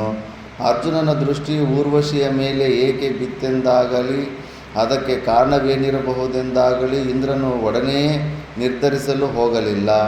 ಅರ್ಜುನನಿಗೆ ಅಸ್ತ್ರೋಪದೇಶವಾಗಿ ಅವನು ಗಾಯನ, ನೃತ್ಯ, ಅಭಿನಯ ಮುಂತಾದವನ್ನು ಪೂರ್ಣವಾಗಿ ಚಿತ್ರಸೇನನಿಂದ ಕಲಿತ ನಂತರ ಒಂದು ದಿನ ಇಂದ್ರನು ಚಿತ್ರಸೇನನನ್ನು ಕರೆಯಿಸಿ ಹೇಳಿದನು, ಗಂಧರ್ವರಾಜ, ಇಂದು ನೀನು ನನ್ನ ವಾರ್ತಾವಾಹಕನಾಗಿ ಊರ್ವಶಿಯಲ್ಲಿಗೆ ಹೋಗಿ ನಾನೀಗ ಹೇಳುವ ಈ ಮಾತುಗಳನ್ನು ಅವಳೊಡನೆ ಹೇಳು. ಇಂದ್ರನ ನಿರ್ದೇಶದಂತೆ ಅರ್ಜುನನು ದೇವತೆಗಳಿಂದ ಪುರಸ್ಕೃತನಾಗಿ ಸಕಲ ಶಾಸ್ತ್ರಗಳಲ್ಲಿಯೂ ವಾದ್ಯವಾದನ ವಿದ್ಯೆಗಳಲ್ಲಿಯೂ ಪ್ರಾವೀಣ್ಯವನ್ನು ಪಡೆದಿರುತ್ತಾನೆ. ನೀನು ಅವನಲ್ಲಿಗೆ ಹೋಗಿ ಪುರುಷ ವ್ಯಾಘ್ರನಾದ ಅರ್ಜುನನ ಸೇವೆಯನ್ನು ಮಾಡುತ್ತಾ ಅವನನ್ನು ಸ್ತ್ರೀ ಸಂಘದಲ್ಲಿಯೂ ವಿಶಾರದನಾಗುವಂತೆ ಮಾಡು. ಹೀಗೆಂದು ಹೇಳಿ ಬಾ. ಇಂದ್ರನ ಆಜ್ಞೆಯನ್ನು ಶಿರಸಾವಹಿಸಿ ಚಿತ್ರಸೇನನು ಒಡನೆಯೇ ಅಪ್ಸರೆಯರಲ್ಲಿ ಶ್ರೇಷ್ಠಲಾದ ಊರ್ವಶಿಯ ಭವನಕ್ಕೆ ಹೋದನು. ಚಿತ್ರಸೇನನು ದೂರದಲ್ಲಿ ಬರುತ್ತಿದ್ದಾಗಲೇ ಅವನಾರೆಂಬುದನ್ನು ತಿಳಿದಿದ್ದ ಊರ್ವಶಿಯು ಪ್ರಸನ್ನವದನೆಯಾಗಿ ಚಿತ್ರಸೇನನನ್ನು ಆದರದಿಂದ ಸ್ವಾಗತಿಸಿ ಯಥೋಚಿತವಾಗಿ ಸತ್ಕರಿಸಿದಳು. ಕುಶಲ ಪ್ರಶ್ನೆಗಳಾದ ನಂತರ ಚಿತ್ರಸೇನ ಮತ್ತು ಊರ್ವಶಿಯರು ಸುಖಾಸನಗಳಲ್ಲಿ ಕುಳಿತರು. ಚಿತ್ರಸೇನನು ಊರ್ವಶಿಯನ್ನು ಕುರಿತು ತನ್ನ ಆಗಮನದ ಕಾರಣವನ್ನು ಹೇಳಲು ಉಪಕ್ರಮಿಸಿದನು. ಊರ್ವಶಿ, ಸ್ವರ್ಗಾಧಿಪತಿಯಾದ ಇಂದ್ರನಿಂದ ಕಳುಹಿಸಲ್ಪಟ್ಟು ನಾನಿಲ್ಲಿಗೆ ಬಂದಿರುತ್ತೇನೆ. ನಮ್ಮ ಅಧಿಪತಿಯಾದ ದೇವೇಂದ್ರನು ಇಂದು ನಿನ್ನ ಸೌಜನ್ಯವನ್ನು ಅಭಿಲಾಷಿಸಿ ನನ್ನನ್ನು ನಿನ್ನಲ್ಲಿಗೆ ಕಳುಹಿಸಿರುತ್ತಾನೆ. ಇಂದ್ರನ ಆಹ್ವಾನದಂತೆ ಅಮರಾವತಿಗೆ ಬಂದಿರುವ ಅರ್ಜುನನನ್ನು ನೋಡಿರುವೆಯಲ್ಲವೇ? ತನ್ನ ಸ್ವಭಾವಜನ್ಯವಾದ ಸುಗುಣಗಳಿಂದ ಅರ್ಜುನನಿಂದು ದೇವ ಮನುಷ್ಯ ಲೋಕಗಳೆರಡರಲ್ಲಿಯೂ ಪ್ರಖ್ಯಾತನಾಗಿರುತ್ತಾನೆ. ಅವನು ಕಾಂತಿಯುಕ್ತನಾಗಿರುತ್ತಾನೆ, ಶೀಲ ಸಂಪನ್ನನು, ಅವನಿಗೆ ಅನುಪಮವಾದ ರೂಪವಿದೆ, ವ್ರತಾನುಷ್ಠಾನಗಳಲ್ಲಿ ದೃಢನಾಗಿದ್ದಾನೆ, ಶಮದಮಾದಿ ಗುಣಗಳಿಂದಲೂ ಕೂಡಿರುತ್ತಾನೆ, ಮಹಾಬಲಶಾಲಿ ಎಂದೇ ವೀರ್ಯವಂತನೆಂದೇ ಪ್ರಖ್ಯಾತನಾಗಿರುತ್ತಾನೆ, ಪ್ರತಿಭಾವಂತನೂ ವರ್ಚಸ್ಸಿಯೂ ತೇಜಸ್ವಿಯೂ ಆಗಿರುತ್ತಾನೆ. ಅವನು ಕ್ಷಮಾವಂತನು, ಅವನಿಗೆ ಅಸೂಯೆ ಎಂಬುದೇ ಇಲ್ಲ. ಸಾಂಗವಾಗಿ 4 ವೇದಗಳನ್ನು ಅಧ್ಯಯನ ಮಾಡಿರುತ್ತಾನೆ, ಉಪನಿಷತ್ತುಗಳನ್ನು ಅಧ್ಯಯನ ಮಾಡಿರುತ್ತಾನೆ. ಅದಕ್ಕೆ ಭಗವದ್ಗೀತೆಯಲ್ಲಿ ಅಂಥ ಪ್ರಶ್ನೆಗಳು ಕೇಳೋದು. ಉಪನಿಷತ್ತುಗಳು ಕೂಡ ಅವನಿಗೆಲ್ಲ ತಿಳಿದಿರುತ್ತೆ. ಪುರಾಣಗಳನ್ನು ತಿಳಿದವನಾಗಿರುತ್ತಾನೆ, ಗುರು ಶುಶ್ರೂಷೆಯಲ್ಲಿ ನಿರತನಾಗಿರುತ್ತಾನೆ. ಅವನು ಶುಶ್ರೂಷಾ, ಶ್ರವಣ, ಗ್ರಹಣ, ಧಾರಣ, ಊಹ, ಅಪೋಹ, ಅರ್ಥವಿಜ್ಞಾನ ಮತ್ತು ತತ್ವಜ್ಞಾನ ಎಂಬ ಅಷ್ಟಗುಣ ಪರಿಪೂರ್ಣವಾದ ಬುದ್ಧಿಯುಳ್ಳವನಾಗಿರುತ್ತಾನೆ. ಬ್ರಹ್ಮಚರ್ಯ, ಅನಾಲಸ್ಯ, ಸದ್ವಂಶ, ಪ್ರಾಯದ ವಯಸ್ಸು ಇವುಗಳಿಂದ ಕೂಡಿರುವ ಈ ಅರ್ಜುನನೊಬ್ಬನೇ ಸ್ವರ್ಗಲೋಕವನ್ನು ಇಂದ್ರನು ರಕ್ಷಿಸುವಂತೆ ನಮ್ಮನ್ನು ರಕ್ಷಿಸುವ ಸಾಮರ್ಥ್ಯವುಳ್ಳವನಾಗಿದ್ದಾನೆ. ಊರ್ವಶಿ, ಇಂತಹ ಸಾಮರ್ಥ್ಯವಿದ್ದರೂ ಅವನು ತನ್ನ ಪೌರುಷದ ವಿಷಯವಾಗಿ ಯಾರೊಡನೆಯೂ ಆತ್ಮ ಪ್ರಶಂಸೆಯನ್ನು ಮಾಡಿಕೊಳ್ಳುವುದಿಲ್ಲ. ಮಿತಭಾಷಿ, ಎಲ್ಲರನ್ನೂ ಗೌರವಿಸುತ್ತಾನೆ. ಅತಿ ಸೂಕ್ಷ್ಮ ವಿಷಯಗಳನ್ನು ಬಹಳ ಬೇಗ ಗ್ರಹಿಸುತ್ತಾನೆ. ಅರ್ಜುನನು ಪ್ರಿಯಭಾಷಿಯೂ ಯಾರೊಡನೆಯೂ ನಿಷ್ಠುರವಾಗಿ ಮಾತುಗಳನ್ನಾಡುವುದಿಲ್ಲ. ತನ್ನ ಬಳಿಗೆ ಬರುವ ಸುಹೃದರನ್ನು ಸತ್ಕರಿಸುತ್ತಾನೆ. ಸತ್ಯವಂತನು, ಸಕಲರಿಂದಲೂ ಪೂಜಿಸಲ್ಪಡತಕ್ಕವನು, ಅಸ್ಖಲಿತ ವಾಕ್ಪ್ರವಾಹವುಳ್ಳವನು, ರೂಪಸಂಪನ್ನನು, ಅಹಂಕಾರರಹಿತನು, ತನ್ನ ಭಕ್ತರ ವಿಷಯದಲ್ಲಿ ಹೆಚ್ಚಿನ ಕರುಣೆ ತೋರುತ್ತಾನೆ. ಪ್ರಿಯದರ್ಶಿಯು, ಎಲ್ಲರಿಗೂ ಬೇಕಾದವನು, ಸ್ಥಿರಪ್ರತಿಜ್ಞನು, ಎಲ್ಲ ಗುಣಗಳಲ್ಲಿಯೂ ಮಹೇಂದ್ರನಿಗೂ ವರುಣನಿಗೂ ಸಮಾನನೆನಿಸಿದ್ದಾನೆ. ಇಂತಹ ಸಕಲ ಗುಣ ಪರಿಪೂರ್ಣನಾದ ಅರ್ಜುನನನ್ನು ನೀನು ನೋಡಿರುವೆಯಲ್ಲವೇ? ಆ ನರಶ್ರೇಷ್ಠನು ಸಕಲ ವಿಧವಾದ ಸ್ವರ್ಗೀಯ ಸುಖಗಳನ್ನು ಅನುಭವಿಸಬೇಕೆಂಬುದು ಇಂದ್ರನ ಅಭಿಲಾಷೆಯಾಗಿದೆ. ಇಂದ್ರನ ಆಜ್ಞಾನುಸಾರವಾಗಿ ನೀನು ಅರ್ಜುನನ ಚರಣಾರವಿಂದಗಳ ಬಳಿಗೆ ಧಾವಿಸು. ಅವನ ಅರಮನೆಗೆ ಹೋಗು. ಧನಂಜಯನು ನಿನ್ನ ವಿಷಯದಲ್ಲಿ ಪ್ರಸನ್ನನಾಗಿರುವುದರಿಂದ ಒಡನೆಯೇ ಅವನಲ್ಲಿಗೆ ಹೋಗು. ಚಿತ್ರಸೇನನ ಆ ಮಾತುಗಳನ್ನು ಕೇಳಿದೊಡನೆಯೇ ಊರ್ವಶಿಯ ಮುಖಾರವಿಂದವು ಮಂದಹಾಸದಿಂದ ಅರಳಿತು. ಇಂದ್ರನು ಚಿತ್ರಸೇನನ ಮೂಲಕ ಹೇಳಿ ಕಳುಹಿಸಿದ್ದ ಆಜ್ಞೆಯನ್ನು ಬಹಳ ಸಂತೋಷದಿಂದ ಸ್ವೀಕರಿಸಿದಳು. ಇಂದ್ರನ ಆಜ್ಞೆಯಿಂದ ತನಗುಂಟಾದ ಸಂತೋಷಾಧಿಕ್ಯವನ್ನು ಚಿತ್ರಸೇನನೊಡನೆ ಹೇಳಿದಳು. ಗಂಧರ್ವರಾಜನೇ, ನೀನು ಹೇಳಿರುವ ಅರ್ಜುನನ ಈ ಗುಣಗಳ ವಿವರಣೆಯು ಪರಮಸತ್ಯವಾದದ್ದು. ನಾನು ಇತರರಿಂದಲೂ ಅರ್ಜುನನ ಪ್ರಶಂಸೆಯನ್ನು ಕೇಳಿ ಅವನನ್ನು ಹೇಗೆ ಪಡೆಯಬೇಕೆಂದು ವ್ಯಥಿತಲಾಗಿದ್ದೆನು. ಹೀಗಿರುವಾಗ ಅರ್ಜುನನಿಗಿಂತಲೂ ಅಧಿಕನಾದ ಬೇರೆ ಯಾರನ್ನು ತಾನೇ ವರಿಸಲಿ? ಸರ್ವಶ್ರೇಷ್ಠನಾದ ಅರ್ಜುನನನ್ನೇ ವರಿಸುತ್ತೇನೆ. ಇಂದ್ರನ ಆಜ್ಞೆಯಿಂದ ಮಾತ್ರವೇ ಅಲ್ಲ, ನಿನಗೆ ನನ್ನಲ್ಲಿರುವ ಮೈತ್ರಿಯ ಕಾರಣದಿಂದಲೂ ಅರ್ಜುನನಲ್ಲಿರುವ ಅನೇಕವಾದ ಒಳ್ಳೆಯ ಗುಣಗಳ ಕಾರಣದಿಂದಲೂ ನಾನೀಗಲೇ ಅವನ ವಿಷಯದಲ್ಲಿ ಮೋಹಪರವಶಳಾಗಿದ್ದೇನೆ. ಆದುದರಿಂದ ಇಂದ್ರನ ಆಜ್ಞೆಯನ್ನು ಶಿರಸಾವಹಿಸಿ ಅವನು ಹೇಳಿದಂತೆ ಮಾಡುವೆನು. ನೀನು ನಿಶ್ಚಿಂತನಾಗಿ ತೆರಳಬಹುದು. ನಾನು ಹೆಚ್ಚಿನ ಸಂತೋಷದಿಂದ ಅರ್ಜುನನ ಬಳಿಗೆ ಈಗಲೇ ಹೋಗುತ್ತೇನೆ. ಜನ್ಮೇಜಯ, ಕೃತಕೃತ್ಯನಾದ ಚಿತ್ರಸೇನನು ಊರ್ವಶಿಯ ಭವನದಿಂದ ಹೊರಬಿದ್ದನು. ಚಿತ್ರಸೇನನನ್ನು ಕಳುಹಿಸಿಕೊಟ್ಟ ನಂತರ ಶುಚಿಸ್ಮಿತೆಯಾದ ಊರ್ವಶಿಯು ಅರ್ಜುನನ ಸಮಾಗಮದ ನಿರೀಕ್ಷೆಯ ಆನಂದದಿಂದ ಪುಳಕಿತಳಾದಳು. ಚಿತ್ರಸೇನನು ಅರ್ಜುನನ ಗುಣಾತಿಶಯಗಳನ್ನು ಚಿತ್ರಿಸಿದ ಹೊತ್ತಿನಿಂದ ಊರ್ವಶಿಯು ಅರ್ಜುನನ ಸುಂದರಾಕೃತಿಯನ್ನೇ ಸ್ಮರಿಸುತ್ತಿದ್ದಳು. ಕಾಮದೇವನು ತನ್ನ ಪುಷ್ಪಬಾಣಗಳನ್ನು ಊರ್ವಶಿಯ ಮೇಲೆ ಕ್ಷಣಕ್ಕೂ ಪ್ರಯೋಗಿಸುತ್ತಿದ್ದನು. ಊರ್ವಶಿಯು ಅರ್ಜುನನು ತನ್ನೆದುರಿನಲ್ಲಿಯೇ ನಿಂತಿರುವನೋ ಎಂದು ಕ್ಷಣಕ್ಕೂ ಭ್ರಾಂತಳಾಗುವಳು. ಅರ್ಜುನನ ಮನಸ್ಸನ್ನು ತಣಿಸಲು ತನ್ನಲ್ಲಿದ್ದ ಅನೇಕ ವಿಧವಾದ ವಸ್ತ್ರಾಭರಣಗಳನ್ನು ಹೊರತೆಗೆದು ಆರಿಸಿಕೊಂಡಳು. ಗಂಧಮಿಶ್ರವಾದ ನೀರಿನಲ್ಲಿ ಮಿಂದು ಶರೀರಾದ್ಯಂತವಾಗಿ ನಾನಾ ವಿಧವಾದ ಪರಿಮಳ ದ್ರವ್ಯಗಳನ್ನು ಲೇಪಿಸಿಕೊಂಡಳು. ದೇವಸುಮ ನಿರ್ಮಿತವಾದ ಮಾಳೆಗಳನ್ನು ಧರಿಸಿಕೊಂಡಳು. ಅವಳ ಮನಸ್ಸು ಅರ್ಜುನನಲ್ಲಿಯೇ ಲೀನವಾಗಿ ಹೋಯಿತು. ಊರ್ವಶಿಯು ತನ್ನ ಮನೆಯಲ್ಲಿ ಅಲಂಕರಿಸಿಕೊಳ್ಳುತ್ತಿದ್ದರೂ ಅವಳ ಮನಸ್ಸು ಅರ್ಜುನನೊಡಗೂಡಿ ಅವನೊಡನೆ ವಿಸ್ತಾರವಾದ ಹಂಸತೂಲಿಕಾ ತಲ್ಪದಲ್ಲಿ ವಿಹರಿಸುತ್ತಿದ್ದಿತು. ಊರ್ವಶಿಯು ತನ್ನಲ್ಲಿದ್ದ ಅಸಂಖ್ಯಾತವಾದ ಆಭರಣಗಳಲ್ಲಿ, ಸಾವಿರಾರು ಪೀತಾಂಬರಗಳಲ್ಲಿ ಅತ್ಯಂತ ಸುಂದರವಾದ ರತ್ನಮಾಲೆಗಳನ್ನು, ವಡ್ಯಾನಗಳನ್ನು, ಕಂಠಾಭರಣ ಸೂತ್ರಗಳನ್ನು, ಅತ್ಯಂತ ನವುರಾಗಿಯೂ ಸುಂದರವಾಗಿಯೂ ಇದ್ದ ಪೀತಾಂಬರವನ್ನು ಆರಿಸಿಕೊಂಡು ಅಲಂಕರಿಸಿಕೊಂಡಳು. ಋತುಶ್ರೋಣಿಯಾದ ಊರ್ವಶಿಯು ರಾತ್ರಿಯಲ್ಲಿ ಚಂದ್ರೋದಯವಾಗುವವರೆಗೂ ಬಹಳ ಕಷ್ಟದಿಂದ ಕಳೆದು ಚಂದ್ರೋದಯವಾಗುತ್ತಲೇ ಅರ್ಜುನನ ಭವನಾಭಿಮುಖವಾಗಿ ಹೊರಟಳು. ತಲೆಯನ್ನು ಬಾಚಿಕೊಂಡಿದ್ದಳು.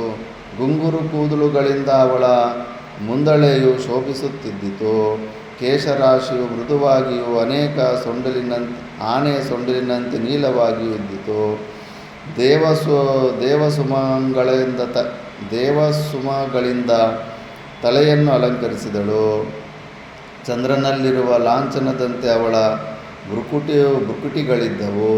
ಲಾಂಛನದಂತಹ ಹುಬ್ಬುಗಳಿಂದ ಕೂಡಿದ್ದ ಮಧುರಾಲಾಪ, ಮನೋಹರತೆ, ಕಾಂತಿ ಮತ್ತು ಸೌಮ್ಯತೆಗಳಿಂದ ಪೂರ್ಣನಾಗಿದ್ದ ಊರ್ವಶಿಯ ಮುಖಚಂದ್ರನು ಯಾರು ಹೆಚ್ಚೆಂದು ನಿರ್ಧರಿಸುವ ಅಭಿಲಾಷೆಯಿಂದ ಅಂತರಿಕ್ಷದ ಚಂದ್ರನನ್ನು ಸ್ಪರ್ಧೆಗೆ ಕರೆಯುತ್ತಿರುವಂತೆಯೇ ಕಾಣುತ್ತಿದ್ದಿತು. ಹಿಂದೆಯೇ ಹೇಳಿದಂತೆ ಊರ್ವಶಿಯು ಥಳಥಳಿಸುತ್ತಿದ್ದ ರತ್ನಹಾರಗಳನ್ನು ಧರಿಸಿದ್ದಳು. ತನ್ನ ಶರೀರವನ್ನು ದಿವ್ಯ ಚಂದನದಿಂದ ಲೇಪಿಸಿಕೊಂಡಿದ್ದಳು. ರತ್ನಹಾರಗಳಿಂದಲೂ ದಿವ್ಯ ಗಂಧಾನುಲೇಪದಿಂದಲೂ ಶೋಭಿಸುತ್ತಿದ್ದ ಕಮಲದ ಮೊಗ್ಗಿನಂತಿದ್ದ ಅವಳ ಶರೀರಾಕೃತಿಗಳು ಅರ್ಜುನನ ಹಸ್ತಸ್ಪರ್ಶ ಸುಖವು ತಮಗೂ ಲಭಿಸುವುದೆಂಬ ಉತ್ಸಾಹದಿಂದಲೋ ಎಂಬಂತೆ ಕುಣಿದಾಡುತ್ತಿದ್ದಿತು. ಅವಳು ನಡೆಯುತ್ತಿದ್ದಾಗ ಇನ್ನು ಶರೀರದ ವರ್ಣನೆ ಮಾಡ್ತಾ ಇರ್ತಾನೆ. ಇನ್ನು ಉನ್ಮತ್ತವಾಗಿಯೂ ದುಂಡಾಗಿಯೂ ಪರ್ವತೋಪಮವಾಗಿಯೂ ಇದ್ದ ನಿತಂಬಗಳು ಕೂಡಿದ್ದ ಅತಿ ಪುನರಾದ ಪೀತಾಂಬರದಿಂದಲೂ ರತ್ನಖಚಿತವಾದ ಮೇಕಳೆಯಿಂದಲೂ ಅಲಂಕೃತವಾಗಿದ್ದ ಮನ್ಮಥನ ನಿವಾಸ ಸ್ಥಾನವಾದ ದೋಷರಹಿತವಾದ ಅಪ್ಸರೆಯ ಕಟಿಪುರೋಭಾಗಗಳು ಋಷಿ ಮಹರ್ಷಿಗಳ ಮನಸ್ಸಿಗೂ ವ್ಯಾಮೋಹವನ್ನುಂಟು ಮಾಡುವುದಾಗಿದ್ದಿತು. ಅವಳ ಕಾಲಿನ ಹರಡುಗಳು ಕಾಣುತ್ತಿರಲಿಲ್ಲ, ಗೂಢವಾಗಿದ್ದವು. ಪಾದಗಳು ಆಮೆಯ ಮೇಲ್ಭಾಗದಂತೆ ಉಬ್ಬಿದ್ದು, ಉದ್ದವಾದ ಬೆರಳುಗಳಿಂದಲೂ ತಾಮ್ರದಂತೆ ಕೆಂಪಾಗಿದ್ದ ಅಂಗಾಳುಗಳಿಂದಲೂ ಕೂಡಿದ್ದು, ಪುಟ್ಟ ಪುಟ್ಟ ಗೆಜ್ಜೆಗಳಿಂದ ಅಲಂಕರಿಸಲ್ಪಟ್ಟ ಚೆಲುವಾಗಿ ಕಾಣುತ್ತಿದ್ದವು. ಸ್ವಲ್ಪ ಮಧುಪಾನ ಮಾಡಿದ್ದ ಊರ್ವಶಿಯು ಮದನದಿಂದ ಉತ್ತೇಜಿತಳಾಗಿ ತನ್ನ ಮನದ ಇಚ್ಛೆಯನ್ನು ಪೂರೈಸಿಕೊಳ್ಳುವ ಆಶೆಯಿಂದ ಪ್ರಫುಲ್ಲವದನೆಯಾಗಿ ಹೋಗುತ್ತಿದ್ದಾಗ ಅವಳಲ್ಲಿದ್ದ ಸ್ವಾಭಾವಿಕವಾದ ಸೌಂದರ್ಯಕ್ಕಿಂತಲೂ ಹೆಚ್ಚಿನ ಸೌಂದರ್ಯದಿಂದ ಪ್ರಕಾಶಿಸಿದಳು. ಸ್ವರ್ಗದಲ್ಲಿ ಅನೇಕಾನೇಕ ಪ್ರೇಕ್ಷಣೀಯ ವಸ್ತುಗಳಿದ್ದರೂ ಸಿದ್ಧಚಾರಣರ ಗಂಧರ್ವರು ಅಂದಿನ ಊರ್ವಶಿಯ ಅನುಪಮವಾದ ಸೌಂದರ್ಯಾಕೃತಿಯನ್ನು ಪ್ರೇಕ್ಷಣೀಯತಮವೆಂಬುದಾಗಿ ಭಾವಿಸಿದರು. ಬಿಳುಪಾದ ಮೇಘದಿಂದ ಆಚ್ಛಾದಿತವಾದ ಚಂದ್ರಲೇಖಿಯು ಆಕಾಶದಲ್ಲಿ ಹೋಗುವಂತೆ ಅತಿನವುರಾದ ಮೇಘವರ್ಣವುಳ್ಳ ಉತ್ತರೀಯವನ್ನು ಧರಿಸಿದ್ದ ಊರ್ವಶಿಯು ಅರ್ಜುನನ ಭವನಾಭಿಮುಖವಾಗಿ ಧಾವಿಸುತ್ತಿದ್ದಳು. ವಾಯುವೇಗ ಮನೋವೇಗಗಳಿಂದ ಧಾವಿಸುತ್ತಿದ್ದ ಶುಚಿಸ್ಮಿತೆಯಾದ ಊರ್ವಶಿಯು ಕೆಲವು ನಿಮಿಷಗಳಲ್ಲಿಯೇ ಪಾಂಡುಪುತ್ರನಾದ ಅರ್ಜುನನ ಅರಮನೆಯನ್ನು ಸೇರಿದಳು. ಅರಮನೆಯ ಮಹಾದ್ವಾರದಲ್ಲಿ ನಿಂತಿದ್ದ ದ್ವಾರಪಾಲಕರೊಡನೆ ತಾನು ಬಂದಿರುವ ವಾರ್ತೆಯನ್ನು ಅರ್ಜುನನಿಗೆ ತಿಳಿಸುವಂತೆ ಹೇಳಿ ಕಳಿಸಿದಳು. ಒಳಗೆ ಪ್ರವೇಶಿಸಲು ಅರ್ಜುನನ ಅನುಜ್ಞೆಯಾದ ನಂತರ ಊರ್ವಶಿಯು ಅತಿ ಸುಂದರವಾಗಿದ್ದ ಅರ್ಜುನನ ಅರಮನೆಯೊಳಗೆ ಪ್ರವೇಶಿಸಿದಳು. ಕಾಣಲು ಬಂದವರಿಗೆ ಒಳಬರಲು ಅನುಮತಿಯನ್ನು ಕೊಡುವುದು ಸಂಪ್ರದಾಯ. ಆದರೂ ಅಪ್ಸರೆಯೊಬ್ಬಳು ಆ ಹೊತ್ತಿನಲ್ಲಿ ತನ್ನನ್ನರಸಿ ಬಂದಿರುವ ಕಾರಣವೇನಿರಬಹುದೆಂದು ಅರ್ಜುನನು ಕ್ಷಣಕಾಲ ತರ್ಕಿಸಿದನು. ಮನಸ್ಸಿನಲ್ಲಿ ಶಂಕೆಯುಂಟಾಯಿತು. ಆದರೂ ಯಾವುದನ್ನು ಬಹಿರಂಗಪಡಿಸದೆ ಸಂಪ್ರದಾಯಾನುಸಾರವಾಗಿ ಅರ್ಜುನನು 4 ಹೆಜ್ಜೆಗಳನ್ನು ಮುಂದಿಟ್ಟು ಊರ್ವಶಿಯನ್ನು ಆದರದಿಂದ ಸ್ವಾಗತಿಸಿದನು. ಆ ಹೊತ್ತಿನಲ್ಲಿ ಸರ್ವಾಲಂಕಾರಭೂಷಿತೆಯಾಗಿ ಬಂದಿದ್ದ ಊರ್ವಶಿಯನ್ನು ನೋಡಿದೊಡನೆ ಅರ್ಜುನನು ನಾಚಿ ತಲೆ ತಗ್ಗಿದನು. ಅಪ್ಸರಸೆಯ ಮುಖವನ್ನು ಅವಲೋಕಿಸದೆ ನತಶಿರನಾಗಿಯೇ ಇದ್ದು ಊರ್ವಶಿಗೆ ನಮಸ್ಕರಿಸಿ ಪೂಜ್ಯರಿಗೆ ಯೋಗ್ಯವೆನಿಸಿದ ಸತ್ಕಾರಗಳನ್ನು ಊರ್ವಶಿಗೂ ಮಾಡಿ ಬದ್ಧಾಂಜಲಿಯಾಗಿ ನಿಂತು ಅವಳನ್ನು ಕುರಿತು ಹೇಳಿದನು. ಅಪ್ಸರ ಶ್ರೇಷ್ಠಳೇ, ನಿನಗೆ ನಾನು ಸಾಷ್ಟಾಂಗ ಪ್ರಣಾಮ ಮಾಡುತ್ತೇನೆ. ನಿನ್ನ ಆಜ್ಞೆ ಏನೆಂಬುದನ್ನು ಒಡನೆ ತಿಳಿಸು. ಸೇವಕನಂತೆ ನಿನ್ನ ಆಜ್ಞೆಯನ್ನು ನಿರ್ವಹಿಸುತ್ತೇನೆ. ಊರ್ವಶಿಯು ಅಂತಹ ಸತ್ಕಾರವನ್ನು ಅಭಿಲಾಷಿಸಿ ಬಂದವಳಲ್ಲ, ಕಾಮರೂಪಿಯಾದ ಅರ್ಜುನನನ್ನು ಆರಾಧಿಸಲು ಬಂದವಳಲ್ಲವೇ? ಅತ್ಯುತ್ಸಾಹದಿಂದ ಕುಣಿಯುತ್ತಿದ್ದ ಊರ್ವಶಿಯ ಮನಸ್ಸು ಅರ್ಜುನನ ಚರ್ಚೆಯಿಂದಾಗಿ ಬೇಸರಗೊಂಡಿತು. ಕ್ಷಣಕಾಲ ಊರ್ವಶಿಗೆ ಏನು ಹೇಳಬೇಕೆಂಬುದೇ ತಿಳಿಯಲಿಲ್ಲ. ಗತಪ್ರಜ್ಞಳಂತೆ ಕ್ಷಣಕಾಲ ಸ್ತಂಭೀಭೂತಳಾಗಿ ನಿಂತಿದ್ದು, ಅನಂತರದಲ್ಲಿ ಅಸ್ಥಿರವಾಗಿದ್ದ ಮನಸ್ಸನ್ನು ಸ್ವಾಧೀನಕ್ಕೆ ತೆಗೆದುಕೊಂಡು ಹೇಳಿದಳು. ವೀರವರನೇ, ನಾನು ನಿನ್ನ ಸತ್ಕಾರವನ್ನು ಅಭಿಲಾಷಿಸಿ ಬಂದವಳಲ್ಲ. ನನ್ನ ರೂಪಲಾವಣ್ಯಗಳ ಸಾಧನಗಳಿಂದ ನಿನ್ನನ್ನು ಸತ್ಕರಿಸಲು ಬಂದಿರುವೆನು. ಸ್ವೇಚ್ಛೆಯಿಂದ ಕಾಮುಕಿಯಾಗಿ ನಿನ್ನಲ್ಲಿಗೆ ಬಂದಿರುವೆನೆಂದು ತಿಳಿಯಬೇಡ.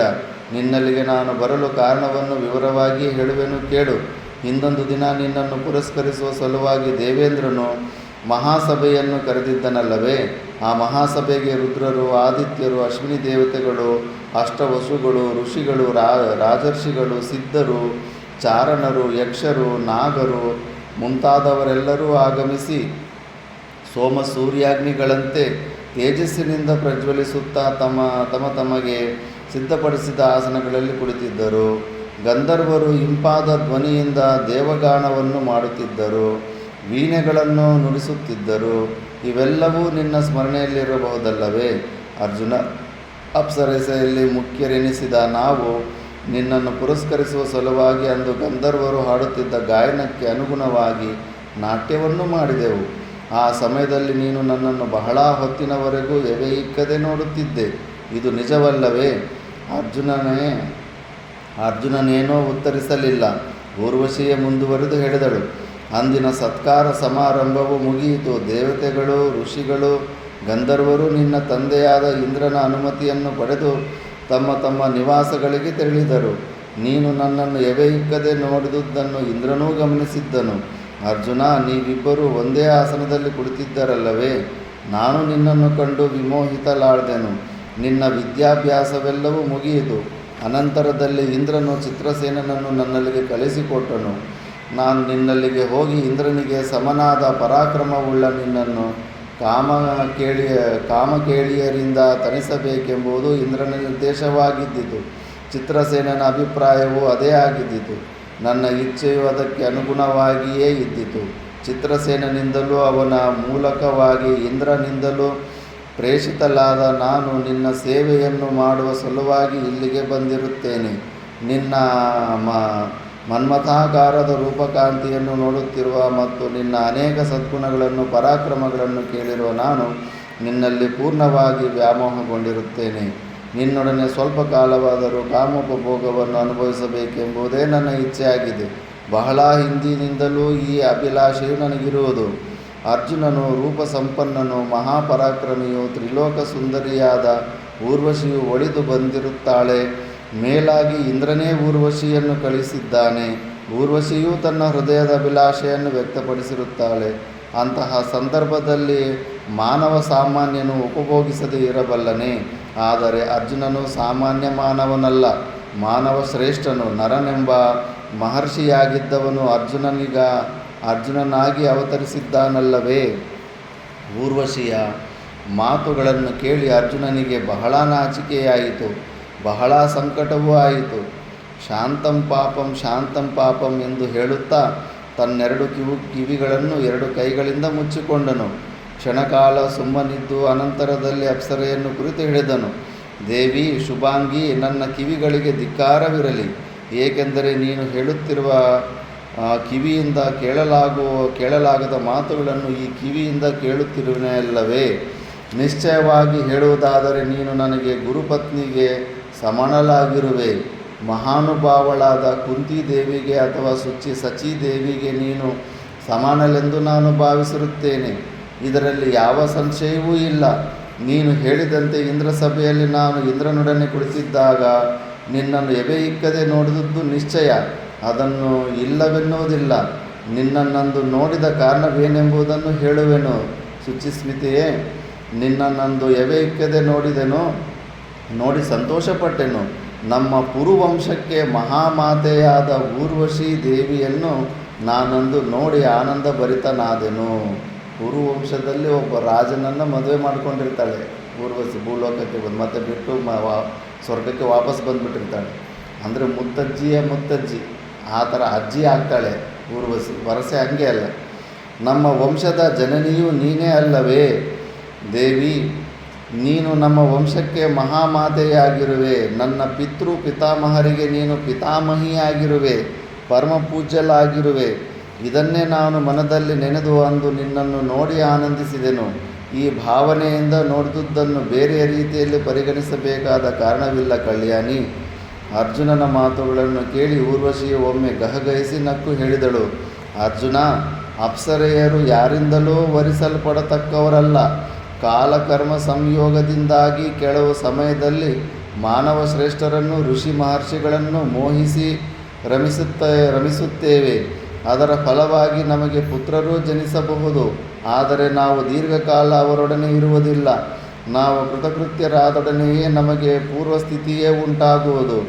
ಪೊರೆಯನ್ನು ಬಿಟ್ಟು ಹಾವಿನಂತೆ ನಿರ್ಮಲರಾಗಿ ನಾವು ನಮ್ಮ ಲೋಕಕ್ಕೆ ತೆರಳುವೆವು.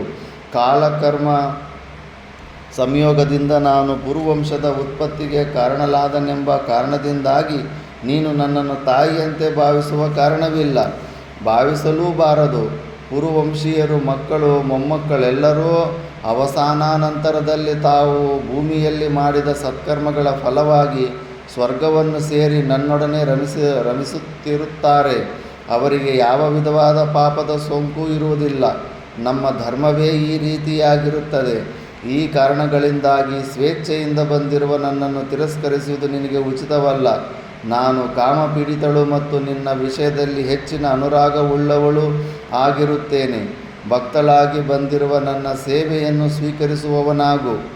ಪೂರ್ವ ಜನ್ಮದಲ್ಲಿ ಊರ್ವಶಿಯನ್ನು ಈತನೇ ಉತ್ಪನ್ನ ಮಾಡಿರ್ತಾನೆ. ನರನಾರಾಯಣರೆಂಬ ಋಷಿಗಳು ಹೊಸಾಗಿ ಇವರು ಉತ್ಪನ್ನ ಮಾಡಿದ್ದೇ ಇವರೇ ತಯಾರು ಮಾಡಿರ್ತಾರೆ ಊರ್ವಶಿಯನ್ನು. ಈಗ ಆ ಊರ್ವಶಿ ಬಂದು ಹಿಂಗೆ ವಿಚಿತ್ರವಾಗಿದೆ ಋಣಾನುಬಂಧ ಸಂಬಂಧ. ಊರ್ವಶಿಯು ತಾರ್ಕಿಕವಾಗಿ ಸಮಂಜಸವಾದ ಉತ್ತರವನ್ನಿತ್ತರೂ ಅರ್ಜುನನ ದೃಢ ಮನಸ್ಸು ಬದಲಾಗಲಿಲ್ಲ. ತನ್ನ ಹಿಂದಿನ ನಿರ್ಧಾರವನ್ನೇ ದೃಢೀಕರಿಸಿ ಪುನಃ ಹೇಳಿದನು. ದೇವಿ ಅನಿಂದಿತೆ, ನಾನು ಹೇಳಲಿರುವ ಈ ಸತ್ಯವಾಕ್ಯವನ್ನು ಕೇಳು. ಈ 4 ದಿಕ್ಕುಗಳು ಮತ್ತು ಉಪದಿಕ್ಕುಗಳು ನಾನಾಡಲಿರುವ ಈ ಸತ್ಯವಚನವನ್ನು ಕೇಳಲಿ. ದೇವತೆಗಳು ನಾನಾಡಲಿರುವ ಈ ಸತ್ಯವಚನಕ್ಕೆ ಸಾಕ್ಷಿಗಳಾಗಿರಲಿ. ಅನಗಳೇ, ಕುಂತಿ, ಮಾದ್ರಿ ಮತ್ತು ಸಚೀದೇವಿಯರಂತೆ ನಮ್ಮ ವಂಶಜನನಿಯಾದ ನೀನಾದರೂ ನನಗೆ ಜನನಿಯಂತೆಯೇ ಪೂಜಾರ್ಹಳಾಗಿರುವೆ. ನಾನು ನಿನಗೆ ತಲೆಬಾಗಿ ಸಾಷ್ಟಾಂಗ ಪ್ರಣಾಮ ಮಾಡುತ್ತೇನೆ. ನನ್ನ ತಾಯಿಯಾದ ಕುಂತಿಯು ಪೂಜಾರ್ಹಳಾಗಿರುವಂತೆ ನೀನೂ ಪೂಜಾರ್ಹಳಾಗಿರುವೆ. ನನ್ನನ್ನು ನಿನ್ನ ಮಗನೆಂದು ಭಾವಿಸಿ ರಕ್ಷಿಸುವುದು ನಿನಗೆ ಸೂಕ್ತವಾಗಿದೆ. ಮಗನೆಂದು ಭಾವಿಸಿ ನನ್ನನ್ನು ಹರಿಸುವ ಕೃಪೆ ಮಾಡು ತಾಯೇ. ಕಾಮೋದ್ದೀಪಿತರಾದ ಸ್ತ್ರೀಯರಿಗೆ ತಾವು ಕಾಮಿಸಿದ ಪುರುಷರು ಹೀಗೆ ಮಾತನಾಡಿದರೆ ಎಷ್ಟು ಸಂಕಟವಾಗುವುದೆಂದು ವರ್ಣಿಸಲೇ ಸಾಧ್ಯವಿಲ್ಲ. ಕಾಮಕ್ಕೆ ತಡೆಯುಂಟಾದೊಡನೆಯೇ ಅದು ಕೋಪವಾಗಿ ಪರಿವರ್ತಿತವಾಗುತ್ತದೆ. ಆ ಸಮಯದಲ್ಲಿ ಅವರಿಗೆ ಬೋಧಿಸುವ ನ್ಯಾಯ ನೀತಿ ವೇದಾಂತಗಳೊಂದು ಪ್ರಯೋಜನಕಾರಿಯಾಗುವುದಿಲ್ಲ. ನಾರಿಯ ಒಡನೆಯೇ ಮಾರಿಯಾಗುತ್ತಾಳೆ. ಮೇಲೆ ಹೇಳಿದ ಪಾರ್ಥನ ಮಾತುಗಳನ್ನು ಕೇಳಿದೊಡನೆ ಊರ್ವಶಿಯು ಕುಪಿತಳಾದಳು. ಕಾರ್ಯಕಾರಿ ವಿವೇಚನೆಯೇ ಹೊರಟು ಹೋಯಿತು. ಕಣ್ಣುಗಳು ಕೆಂಪಾದವು, ತುಟಿಗಳು ಅದುರತೊಡಗಿದವು. ಹುಬ್ಬುಗಳನ್ನು ಗಂಟಿಕ್ಕಿ ಕಟಕಟನೆ ಹಳ್ಳುಗಳನ್ನು ಕಡಿಯುತ್ತಾ ಅರ್ಜುನನ ಕುರಿತು ಹೇಳಿದಳು. ಅರ್ಜುನ, ನೀನಿಂದು ನಿನ್ನ ಭವನಕ್ಕೆ ಬಂದಿರುವ ಕಾಮಿನಿಯನ್ನು ತಿರಸ್ಕರಿಸುವೆಯಲ್ಲವೇ? ನಿನ್ನ ತಂದೆಯ ಮತ್ತು ಚಿತ್ರಸೇನನ ಮಾತನ್ನು ಪುರಸ್ಕರಿಸಿ ಬಂದವಳು ನಾನು. ಕಾಮಪೀಡಿತಳಾಗಿ ಸ್ವೇಚ್ಛೆಯಿಂದಲೂ ನಿನ್ನಲ್ಲಿಗೆ ಬಂದೆನು. ಇಂತಹ ನನ್ನನ್ನು ನೀನು ಇಲ್ಲ ಸಲ್ಲದ ವ್ಯಾಜಾಂತರದಿಂದ ತಿರಸ್ಕರಿಸುವೆಯಲ್ಲವೇ? ಇದರ ಫಲವನ್ನು ನೀನು ಅನುಭವಿಸಿಯೇ ತೀರಬೇಕು. ನೀನು ಮಾನವರ್ಜಿತನಾಗಿ ಹೆಂಗಸರ ಮಧ್ಯದಲ್ಲಿ ನಟವೃತ್ತಿಯಿಂದ ಕಾಲ ಕಳೆಯುವಂತಾಗಲಿ. ನೀನು ನಪುಂಸಕನೆಂದು ವಿಖ್ಯಾತನಾಗಿ ಷಂಡನಂತೆಯೇ ಕಾಲ ಕಳೆಯುವ. ಹೀಗೆ ಶಾಪವಿತ್ತ ನಂತರವೂ ಊರ್ವಶಿಯ ಕೋಪವು ಶಾಂತವಾಗಲಿಲ್ಲ. ತುಟಿಗಳು ಯಥಾಪೂರ್ವವಾಗಿಯೇ ಕೋಪಾವೇಶದಿಂದ ಅದುರುತ್ತಿದ್ದವು. ಸುದೀರ್ಘವಾಗಿ ನಿಟ್ಟುಸಿರು ಬಿಡುತ್ತಾ ಆ ದೇವಿಯು ತನ್ನ ಭವನಾಭಿಮುಖವಾಗಿ ಹೊರಟು ಹೋದಳು. ಊರ್ವಶಿ ಇತ್ತ ಶಾಪವು ಸಾಧಾರಣವಾದುದಲ್ಲ, ಅತಿ ಜುಗುಪ್ಸಿತವಾದದ್ದು. ಮಹಾಪರಾಕ್ರಮಿಯಾದ ಅರ್ಜುನನನ್ನು ನಪುಂಸಕನಾಗುವಂತೆ ಶಪಿಸಿರುವಳು. ಅಪ್ಸರೆಯ ಶಾಪವು ಫಲಿತವಾಗುವುದರಲ್ಲಿ ಅರ್ಜುನನಿಗೂ ಸಂಶಯವಿರಲಿಲ್ಲ. ಭ್ರಾಂತನಾದ ಅರ್ಜುನನು ಒಡನೆಯೇ ತನ್ನ ಸಖನಾದ ಚಿತ್ರಸೇನನ ಬಳಿಗೆ ಧಾವಿಸಿದನು. ಅವನೊಡನೆ ನಡೆದ ಸಮಾಚಾರಗಳೆಲ್ಲವನ್ನೂ ವಿಶದವಾಗಿ ಹೇಳಿ ಊರ್ವಶಿ ಇತ್ತ ಶಾಪದ ವಿಷಯವನ್ನು ಒತ್ತಿ ಹೇಳಿದನು. ತಾನುದ್ದೇಶಿಸಿದ್ದು ಒಂದಾದರೆ ಪರಿಣಾಮವೂ ಬೇರೆಯಾಯಿತಲ್ಲ ಎಂದು ಯೋಚಿಸುತ್ತಾ ಚಿತ್ರಸೇನನು ಖಿನ್ನ ಮನಸ್ಕನಾಗಿ ಇಂದ್ರನ ಬಳಿಗೆ ಒಡನೆಯೇ ಹೋಗಿ ಇಂದ್ರನಿಗೆ ಎಲ್ಲ ವಿಷಯಗಳನ್ನು ತಿಳಿಸಿದನು. ಇಂದ್ರನಿಗೆ ಅದರಿಂದ ಯಾವ ಖೇದವೂ ಉಂಟಾಗಲಿಲ್ಲ. ಚಿತ್ರಸೇನನಿಗೆ ಹೋಗಲು ಅನುಮತಿಯನ್ನಿತ್ತು ತನ್ನ ಮಗನಾದ ಅರ್ಜುನನ್ನು ಏಕಾಂತದಲ್ಲಿ ಸಂಧಿಸಿ ಸಂತೈಸುತ್ತಾ ನಸುನಗುತ್ತಾ ಹೇಳಿದ್ದನು. ಪುರುಷ ಸತ್ತಮನೇ, ಇಂದು ನಿಶ್ಚಯವಾಗಿಯೂ ಕುಂತಿಯು ಸುಪುತ್ರವತಿಯಾದಳು. ಜಿತೇಂದ್ರಿಯತ್ವದಲ್ಲಿಯೂ ಕ್ಷಮಾಗುಣದಲ್ಲಿಯೂ ನೀನು ಋಷಿ ಮಹರ್ಷಿಗಳನ್ನು ಜಯಿಸಿರುವೆ. ಊರ್ವಶಿಯು ನಿನಗಿತ್ತ ಶಾಪಕ್ಕೆ ವ್ಯಥಾಪಡಬೇಕಾಗಿಲ್ಲ. ಅದು ನಿನ್ನ ಒಳ್ಳೆಯದಕ್ಕಾಗಿಯೇ ಕೊಡಲ್ಪಟ್ಟಿದೆ ಎಂದು ಭಾವಿಸಿ ಸಂತುಷ್ಟನಾಗು. ಧೈರ್ಯಗೆಡಬೇಡ. ನೀನು ಸಹೋದರರೊಡನೆ 12 ವರ್ಷಗಳ ಕಾಲ ವನವಾಸ ಮಾಡಿದ ನಂತರ 1 ವರ್ಷ ಕಾಲ ಅಜ್ಞಾತವಾಸವನ್ನು ಮಾಡಬೇಕಾಗಿದೆಯಲ್ಲವೇ? ಅಜ್ಞಾತವಾಸವನ್ನು ಮಾಡುವ 1 ವರ್ಷ ಕಾಲ ನೀನು ಊರ್ವಶಿಯ ಶಾಪವನ್ನು ಅನುಭವಿಸಬಹುದಾಗಿದೆ. ಆ ಸಮಯದಲ್ಲಿ ನಿನ್ನ ನಿಜ ಸ್ವರೂಪವು ಯಾರಿಗೂ ತಿಳಿಯದಂತೆ ನಿನಗೆ ನಪುಂಸಕತ್ವ ಉಂಟಾಗುವುದು. ಸ್ತ್ರೀಯರ ಜೊತೆಯಲ್ಲಿದ್ದು ರಾಜಕುಮಾರಿಯರಿಗೆ ನರ್ತನ ವಿದ್ಯೆಯನ್ನು ಕಲಿಸುತ್ತಾ ಯಾರಿಂದಲೂ ಗುರುತಿಸಲ್ಪಡದೆ ಆ 1 ವರ್ಷವನ್ನು ಕಳೆಯಬಹುದು. 1 ವರ್ಷವು ಕಳೆದೊಡನೆಯೇ ಶಾಪ ವಿಮೋಚನೆಯಾಗಿ ನಿನಗೆ ಪುನಃ ಪುರುಷತ್ವವು ಪ್ರಾಪ್ತವಾಗುವುದು. ಇಂದ್ರನ ಮಾತುಗಳನ್ನು ಕೇಳಿದೊಡನೆ ಅರ್ಜುನನಿಗೆ ಅಮಿತಾನಂದವಾಯಿತು. ಕೆಲವು ದಿನಗಳ ನಂತರ ಅವನಿಗೆ ಶಾಪದ ಸ್ಮರಣೆಯೇ ಉಳಿಯಲಿಲ್ಲ. ಮಹಾತ್ಮನಾದ ಚಿತ್ರಸೇನನೊಡನೆ ಉಳಿದ ದಿನಗಳನ್ನು ಅರ್ಜುನನು ಸುಖವಾಗಿ ಕಳೆದನು. ದುಷ್ಕರವೂ ಮತ್ತು ಮಂಗಳಕರವೂ ಆದ ಅರ್ಜುನನ ಸುಚರಿತವನ್ನು ಅನುದಿನವೂ ಯಾರು ಕೇಳುವರೋ ಅಥವಾ ಯಾರು ಹೇಳುವರೋ ಅವರಿಗೆ ಪಾಪಭೂಯಿಷ್ಠವಾದ ಕಾಮಲಾಲಸೆಯುಂಟಾಗುವುದಿಲ್ಲ. ಇಂದ್ರನ ಮಗನಾದ ಪೂತಾತ್ಮನಾದ ಫಾಲ್ಗುಣನ ಶುಭಚರಿತವನ್ನು ಕೇಳುವ ಮನುಜ ಶ್ರೇಷ್ಠರೆಲ್ಲರೂ ಮದ ದಂಭ ರಾಗ ದ್ವೇಷಗಳಿಂದ ವಿವರ್ಜಿತರಾಗಿ ಅವಸಾನಾಂತರದಲ್ಲಿ ಸ್ವರ್ಗ ಸುಖವನ್ನೇ ಅನುಭವಿಸಿರುವರು. ಜನ್ಮೇಜಯ, ಹೀಗಿರುವಾಗ ಒಂದು ದಿನ ತ್ರಿಲೋಕಗಳಲ್ಲಿಯೂ ಸ್ವೇಚ್ಛೆಯಿಂದ ಸಂಚರಿಸುತ್ತಿದ್ದ ಮಹರ್ಷಿಗಳಾದ ಲೋಮಶರು ಮಹೇಂದ್ರನ ದರ್ಶನಕ್ಕಾಗಿ ಇಂದ್ರನ ಅರಮನೆಗೆ ತೆರಳಿ ದಿವ್ಯ ಸಿಂಹಾಸನಾಧಿರೂಢನಾಗಿದ್ದ ಮಹೇಂದ್ರನನ್ನು ಗೌರವಿಸಿ ನಮಸ್ಕರಿಸಿದರು. ಆಗ ಇಂದ್ರನ ಸಿಂಹಾಸನದಲ್ಲಿ ಇಂದ್ರನೊಬ್ಬನೇ ಕುಳಿತಿರಲಿಲ್ಲ. ಪಾರ್ಥನು ಇಂದ್ರನ ಅರ್ಧಾಸನದಲ್ಲಿ ಕುಳಿತಿದ್ದನು. ಅದನ್ನು ಕಂಡು ಲೋಮಶರ ಆಶ್ಚರ್ಯಭರಿತರಾದರು. ಇಂದ್ರನ ಇಚ್ಛೆಯಂತೆ ಸಭಾಮಂದಿರದಲ್ಲಿದ್ದ ಋಷಿಗಳು ಒಡನೆಯೇ ಲೋಮಶರಿಗೆ ಅರ್ಘ್ಯಪಾದ್ಯಾದಿಗಳನ್ನಿತ್ತು ಸತ್ಕರಿಸಿ ದಿವ್ಯಾಸನದಲ್ಲಿ ಕುಳ್ಳಿರಿಸಿದರು. ಲೋಮಶರಿಗೆ ಅರ್ಜುನನು ಅರ್ಧಾಸನದಲ್ಲಿ ಕುಳಿತಿರುವುದು ಒಂದು ಸಮಸ್ಯೆಯಾಗಿ ಬಿಟ್ಟಿತು. ಅವರು ಹೀಗೆಂದು ತರ್ಕಿಸತೊಡಗಿದರು. ಇಂದ್ರನ ಸಿಂಹಾಸನವು ದೇವಾದಿ ದೇವತೆಗಳಿಂದಲೂ ಪೂಜಿಸಲ್ಪಡತಕ್ಕದ್ದಾಗಿದೆ. ಇಂತಹ ದಿವ್ಯಾಸನದಲ್ಲಿ ಕ್ಷತ್ರಿಯನೊಬ್ಬನು ಕುಳಿತುಕೊಳ್ಳಲು ಹೇಗೆ ಸಾಧ್ಯವಾಯಿತು? ಇಂದ್ರನ ಅರ್ಧಾಸನವನ್ನು ಪಡೆಯಲು ಈ ಅರ್ಜುನನು ಮಾಡಿರುವ ತಪಸ್ಸು ಎಷ್ಟಿರಬಹುದು? ಇವನು ತನ್ನ ತಪಸ್ಸಿನಿಂದ ಎಷ್ಟೊಂದು ಲೋಕಗಳನ್ನು ಜಯಿಸಿ ಈ ದೇವವಂದ್ಯವಾದ ದಿವ್ಯಾಸನವನ್ನು ಪಡೆದಿದ್ದಾನೆ. ಇತ್ಯಾದಿ ಅನೇಕ ಸಮಸ್ಯೆಗಳು ಲೋಮಶರ ಮನಸ್ಸಿನಲ್ಲಿ ಅಂಕುರಿಸಿದ್ದವು. ಕಠಿಣವಾದ ತಪಶ್ಚರಣೆಯಿಂದ ಅನೇಕ ದಿವ್ಯ ಲೋಕಗಳನ್ನು ಪಡೆಯಬಹುದೆಂಬುದನ್ನು ಲೋಮಶರು ತಿಳಿದವರಾಗಿದ್ದರು. ಯಾವ ತಪಶ್ಚರಣೆಯಿಂದ ಇಂದ್ರನ ಅರ್ಧಾಸನವನ್ನು ಪಡೆಯಲು ಸಾಧ್ಯವಾಗುವುದೆಂಬ ವಿಷಯವು ಲೋಮಶರಿಗೆ ವೇದ್ಯವಾಗಲಿಲ್ಲ. ಅದನ್ನೇ ಮನಸ್ಸಿನಲ್ಲಿ ಚಿಂತಿಸುತ್ತಾ ಮಹರ್ಷಿಗಳು ಕ್ಷಣಕಾಲ ಮೌನದಿಂದ ಕುಳಿತಿದ್ದರು. ದೇವದೇವನಾದ ಮಹೇಂದ್ರನಿಗೆ ಲೋಮಶರ ಮಾನಸಿಕ ಚಿಂತೆ ಏನೆಂಬುದು ತಿಳಿಯಿತು. ಅವರು ಚಿಂತಿಸುತ್ತಿದ್ದಕ್ಕಾಗಿ ಇಂದ್ರನು ನಸುನಕ್ಕು ಮಹರ್ಷಿಗಳೊಡನೆ ಹೇಳಿದನು. ಮಹರ್ಷಿಗಳೇ, ತಮ್ಮ ಮನಸ್ಸಿನಲ್ಲಿ ಅಂಕುರಿಸಿರುವ ವಿಷಯವೇನೆಂಬುದು ನನಗೆ ವೇದ್ಯವಾಗಿದೆ. ಅರ್ಜುನನು ನನ್ನ ಅರ್ಧಾಸನದಲ್ಲಿ ಹೇಗೆ ಕುಳಿತನೆಂಬುದು ತಮ್ಮ ಜಿಜ್ಞಾಸೆಯಾಗಿದೆಯಲ್ಲವೇ? ಇದಕ್ಕೆ ಕಾರಣವನ್ನು ವಿವರಿಸಿ ಹೇಳುವೆನು, ಕೇಳಿರಿ. ಈ ಅರ್ಜುನನು ಮಾನವನಾಗಿ ಜನ್ಮ ತಾಳಿದ್ದರೂ ಮರ್ತ್ಯನೆಂದು ಭಾವಿಸಬೇಡಿರಿ. ಭೂಲೋಕದಲ್ಲಿಯೂ ನನ್ನ ಪುತ್ರನಾಗಿಯೇ ಜನ್ಮ ತಾಳಿದ್ದಾನೆ. ಕುಂತಿ ಮತ್ತು ನನ್ನ ಸಮಾಗಮದಿಂದ ಹುಟ್ಟಿದವನೇ ಈ ಪಾರ್ಥನು.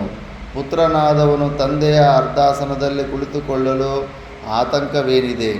ಇವನು ನನ್ನಲ್ಲಿಗೆ ಮಹಾಸ್ತ್ರಗಳ ಉಪದೇಶವನ್ನು ಪಡೆಯಲು ಬಂದಿರುತ್ತಾನೆ. ಮೇಲಾಗಿ ಇವನು ಪೂರ್ವಜನ್ಮದಲ್ಲಿ ಯಾರಾಗಿದ್ದನೆಂಬ ಅರಿವು ತಮಗಿನ್ನೂ ಉಂಟಾಗಲಿಲ್ಲವೇ? ಇವನು ಹಿಂದಿನ ಜನ್ಮದಲ್ಲಿ ಮಹರ್ಷಿಯಾಗಿದ್ದನು.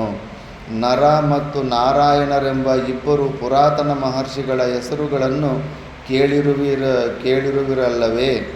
ಇಂದು ಭೂಮಿಯಲ್ಲಿ ಜನ್ಮ ತಾಳಿರುವ ಧನಂಜಯ ಋಷಿಕೇಶರೇ ಆ ನರನಾರಾಯಣರೆಂಬುದಾಗಿ ತಿಳಿಯಿರಿ.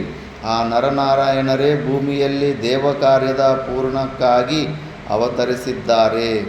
ಯಾವ ಪವಿತ್ರಾಶ್ರಮವನ್ನು ದೇವತೆಗಳಾಗಲಿ ಋಷಿಗಳಾಗಲಿ ಸಂದರ್ಶಿಸಲು ಕೂಡ ಸಮರ್ಥರಲ್ಲವೋ, ಯಾವ ಪುಣ್ಯತಮವಾದ ಆಶ್ರಮವು ಗಂಗಾ ನದಿಯ ಮೂಲ ಸ್ಥಾನದಲ್ಲಿಯೋ ಅಂತಹ ವಿಖ್ಯಾತವಾದ ಬದರಿಕಾಶ್ರಮವೇ ನರನಾರಾಯಣರ ಪುಣ್ಯತಮವಾದ ಆಶ್ರಮ ಭೂಮಿಯಾಗಿರುತ್ತದೆ. ಆ ಇಬ್ಬರು ಮಹರ್ಷಿಗಳು ನನ್ನ ಪ್ರಾರ್ಥನೆಯಂತೆ ಭೂಮಿಯಲ್ಲಿ ಅವತರಿಸಿರುತ್ತಾರೆ. ಭೂಮಿಯ ಭಾರವನ್ನು ಕಡಿಮೆ ಮಾಡುವುದು ಅವರ ಇಂದಿನ ಕರ್ತವ್ಯವಾಗಿರುತ್ತದೆ. ನಿವಾತ ಕವಚರೆಂಬ ರಾಕ್ಷಸ ಗಣಗಳ ಉಪಟಳವು ನಮಗೆ ಹೆಚ್ಚಾಗುತ್ತಿದೆ. ಅವರಿಗೆ ಲಭಿಸಿರುವ ವರದಿಂದಾಗಿ ಅವರು ನಮ್ಮನ್ನು ಲೆಕ್ಕಿಸದೆ ಸದಾ ಉಪಟಳ ಕೊಡುತ್ತಲೇ ಇರುತ್ತಾರೆ ಮತ್ತು ದೇವತೆಗಳೆಲ್ಲರನ್ನೂ ನಿರ್ಮೂಲ ಮಾಡುವ ಸಂಕಲ್ಪವನ್ನು ಮಾಡಿರುತ್ತಾರೆ. ಆ ದುಷ್ಟ ರಾಕ್ಷಸರು ಪಾತಾಳ ಲೋಕದಲ್ಲಿ ಸೇರಿಕೊಂಡಿರುತ್ತಾರೆ.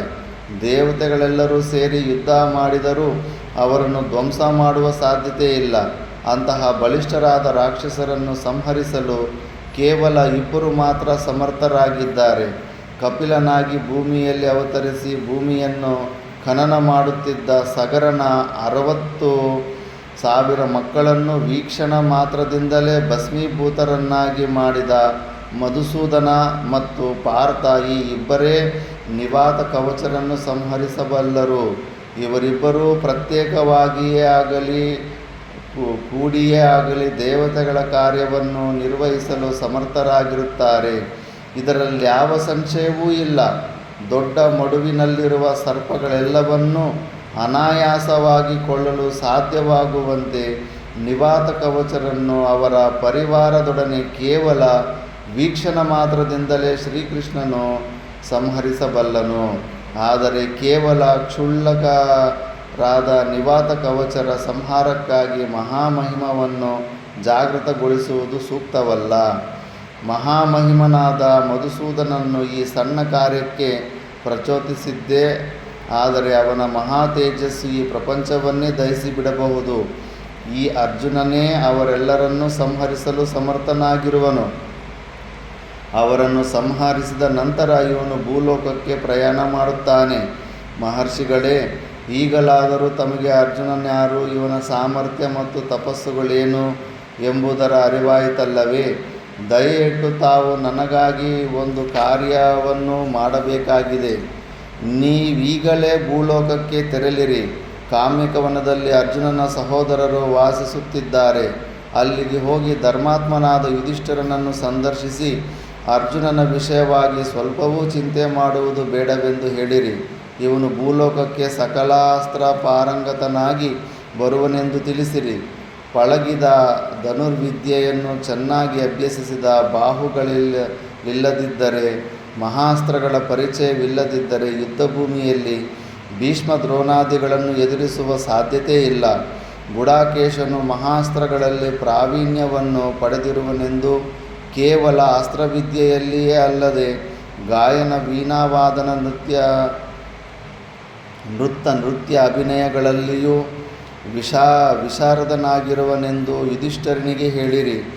ನನ್ನ ಆದೇಶದಂತೆ ಯುಧಿಷ್ಠಿರನು ತನ್ನ ಅನುಜರೊಡನೆ ಪವಿತ್ರ ಪುಣ್ಯತೀರ್ಥಗಳನ್ನು, ಪಾಪಹಾರಕಗಳಾದ ಪುಣ್ಯಕ್ಷೇತ್ರಗಳನ್ನು ಸಂದರ್ಶಿಸಲಿ. ಪುಣ್ಯತೀರ್ಥಗಳಲ್ಲಿ ಸ್ನಾನ ಮಾಡುವುದರಿಂದ ಪಾಪಗಳ ಪರಿಹಾರವಾಗುವುದು ಮಾತ್ರವಲ್ಲದೆ ಯುಧಿಷ್ಠಿರನಿಗಿರುವ ಹೃದಯದ ಆತಂಕವು ಕಡಿಮೆಯಾಗಿ ಮನಃಶಾಂತಿಯುಂಟಾಗುವುದೆಂಬುದನ್ನು ತಿಳಿಸಿರಿ. ಪಾಪಗಳೆಲ್ಲವೂ ಕಳೆದು ಹೋದ ನಂತರ ಯುಧಿಷ್ಠಿರನು ತನ್ನ ಸಾಮ್ರಾಜ್ಯವನ್ನು ಪುನಃ ಪಡೆದು ಆನಂದಭರಿತನಾಗಿ ಸಾಮ್ರಾಜ್ಯ ಸುಖವನ್ನು ಅನುಭವಿಸಬಹುದಾಗಿದೆ. ಲೋಮಶಹರೇ, ತಮ್ಮಲ್ಲಿ ನನ್ನ ಮತ್ತೊಂದು ಪ್ರಾರ್ಥನೆ ಏನೆಂದರೆ, ಸರ್ವಜ್ಞರಾದ ತಾವು ತೀರ್ಥಯಾತ್ರೆಯ ಕಾಲದಲ್ಲಿ ಯುಧಿಷ್ಠಿರನ ಜೊತೆಯಲ್ಲಿಯೇ ಇದ್ದು ಅವನನ್ನು ಸಂರಕ್ಷಿಸಬೇಕು. ಪರ್ವತಗಿರಿ ದುರ್ಗಗಳಲ್ಲಿ ರಾಕ್ಷಸರು ತಿರುಗುತ್ತಿರುತ್ತಾರೆ. ನರಭಕ್ಷಕರಾದ ರಾಕ್ಷಸರಿಂದ ಯುಧಿಷ್ಠಿರನನ್ನು ರಕ್ಷಿಸುವುದು ತಮಗೆ ಸೇರಿದ್ದಾಗಿರುತ್ತದೆ. ಹೀಗೆಂದು ಇಂದ್ರನು ಲೋಮಶರಿಗೆ ಹೇಳಿದ ನಂತರ ಅರ್ಜುನನು ಲೋಮಶರಿಗೆ ನಮಸ್ಕರಿಸಿ ಹೇಳಿದನು, ಮಹರ್ಷಿಗಳೇ, ತಾವು ಕೃಪೆಯಿಟ್ಟು ನನ್ನ ಸಹೋದರರನ್ನು ಸಂರಕ್ಷಿಸಿರಿ. ತಮ್ಮಿಂದ ರಕ್ಷಿತರಾದ ಅವರು ಪೃಥ್ವಿಯಲ್ಲಿರುವ ಪುಣ್ಯಕ್ಷೇತ್ರಗಳೆಲ್ಲವನ್ನೂ ಸಂದರ್ಶಿಸಿ ಬ್ರಾಹ್ಮಣರಿಗೆ ಯಥೇಚ್ಛವಾಗಿ ದಾನ ದಕ್ಷಿಣೆಗಳನ್ನೀಯಲಿ. ಲೋಮಶರು ದೇವೇಂದ್ರನ ಮತ್ತು ಇಂದ್ರಸುತನ ಪ್ರಾರ್ಥನೆಗಳಿಗೆ ತಥಾಸ್ತು ಎಂದರು. ಇಂದ್ರನ ಅನುಮತಿಯನ್ನು ಪಡೆದು ಭೂಲೋಕಾಭಿಮುಖವಾಗಿ ಧಾವಿಸಿದರು. ವಾಯುವೇಗವಾಗಿ ಅಥವಾ ಮನೋವೇಗದ ಗತಿಯುಳ್ಳ ತಪಸ್ವಿಗಳಾದ ಲೋಮಶರು ಸ್ವಲ್ಪ ಹೊತ್ತಿನಲ್ಲಿಯೇ ಭೂಲೋಕದಲ್ಲಿದ್ದ ಕಾಮ್ಯಕವನಕ್ಕೆ ಆಗಮಿಸಿ ಅಲ್ಲಿ ಋಷಿಗಳಿಂದಲೂ ಅನುಜರಿಂದಲೂ ಪರಿವೃತನಾಗಿದ್ದ ಧರ್ಮಾತ್ಮನಾದ ಯುಧಿಷ್ಠಿರನನ್ನು ನೋಡಿದರು. ಮಿಕ್ಕಿದ್ದು ನೆಕ್ಸ್ಟ್ ಕ್ಲಾಸಲ್ಲಿ ನೋಡೋಣ ನಾವು.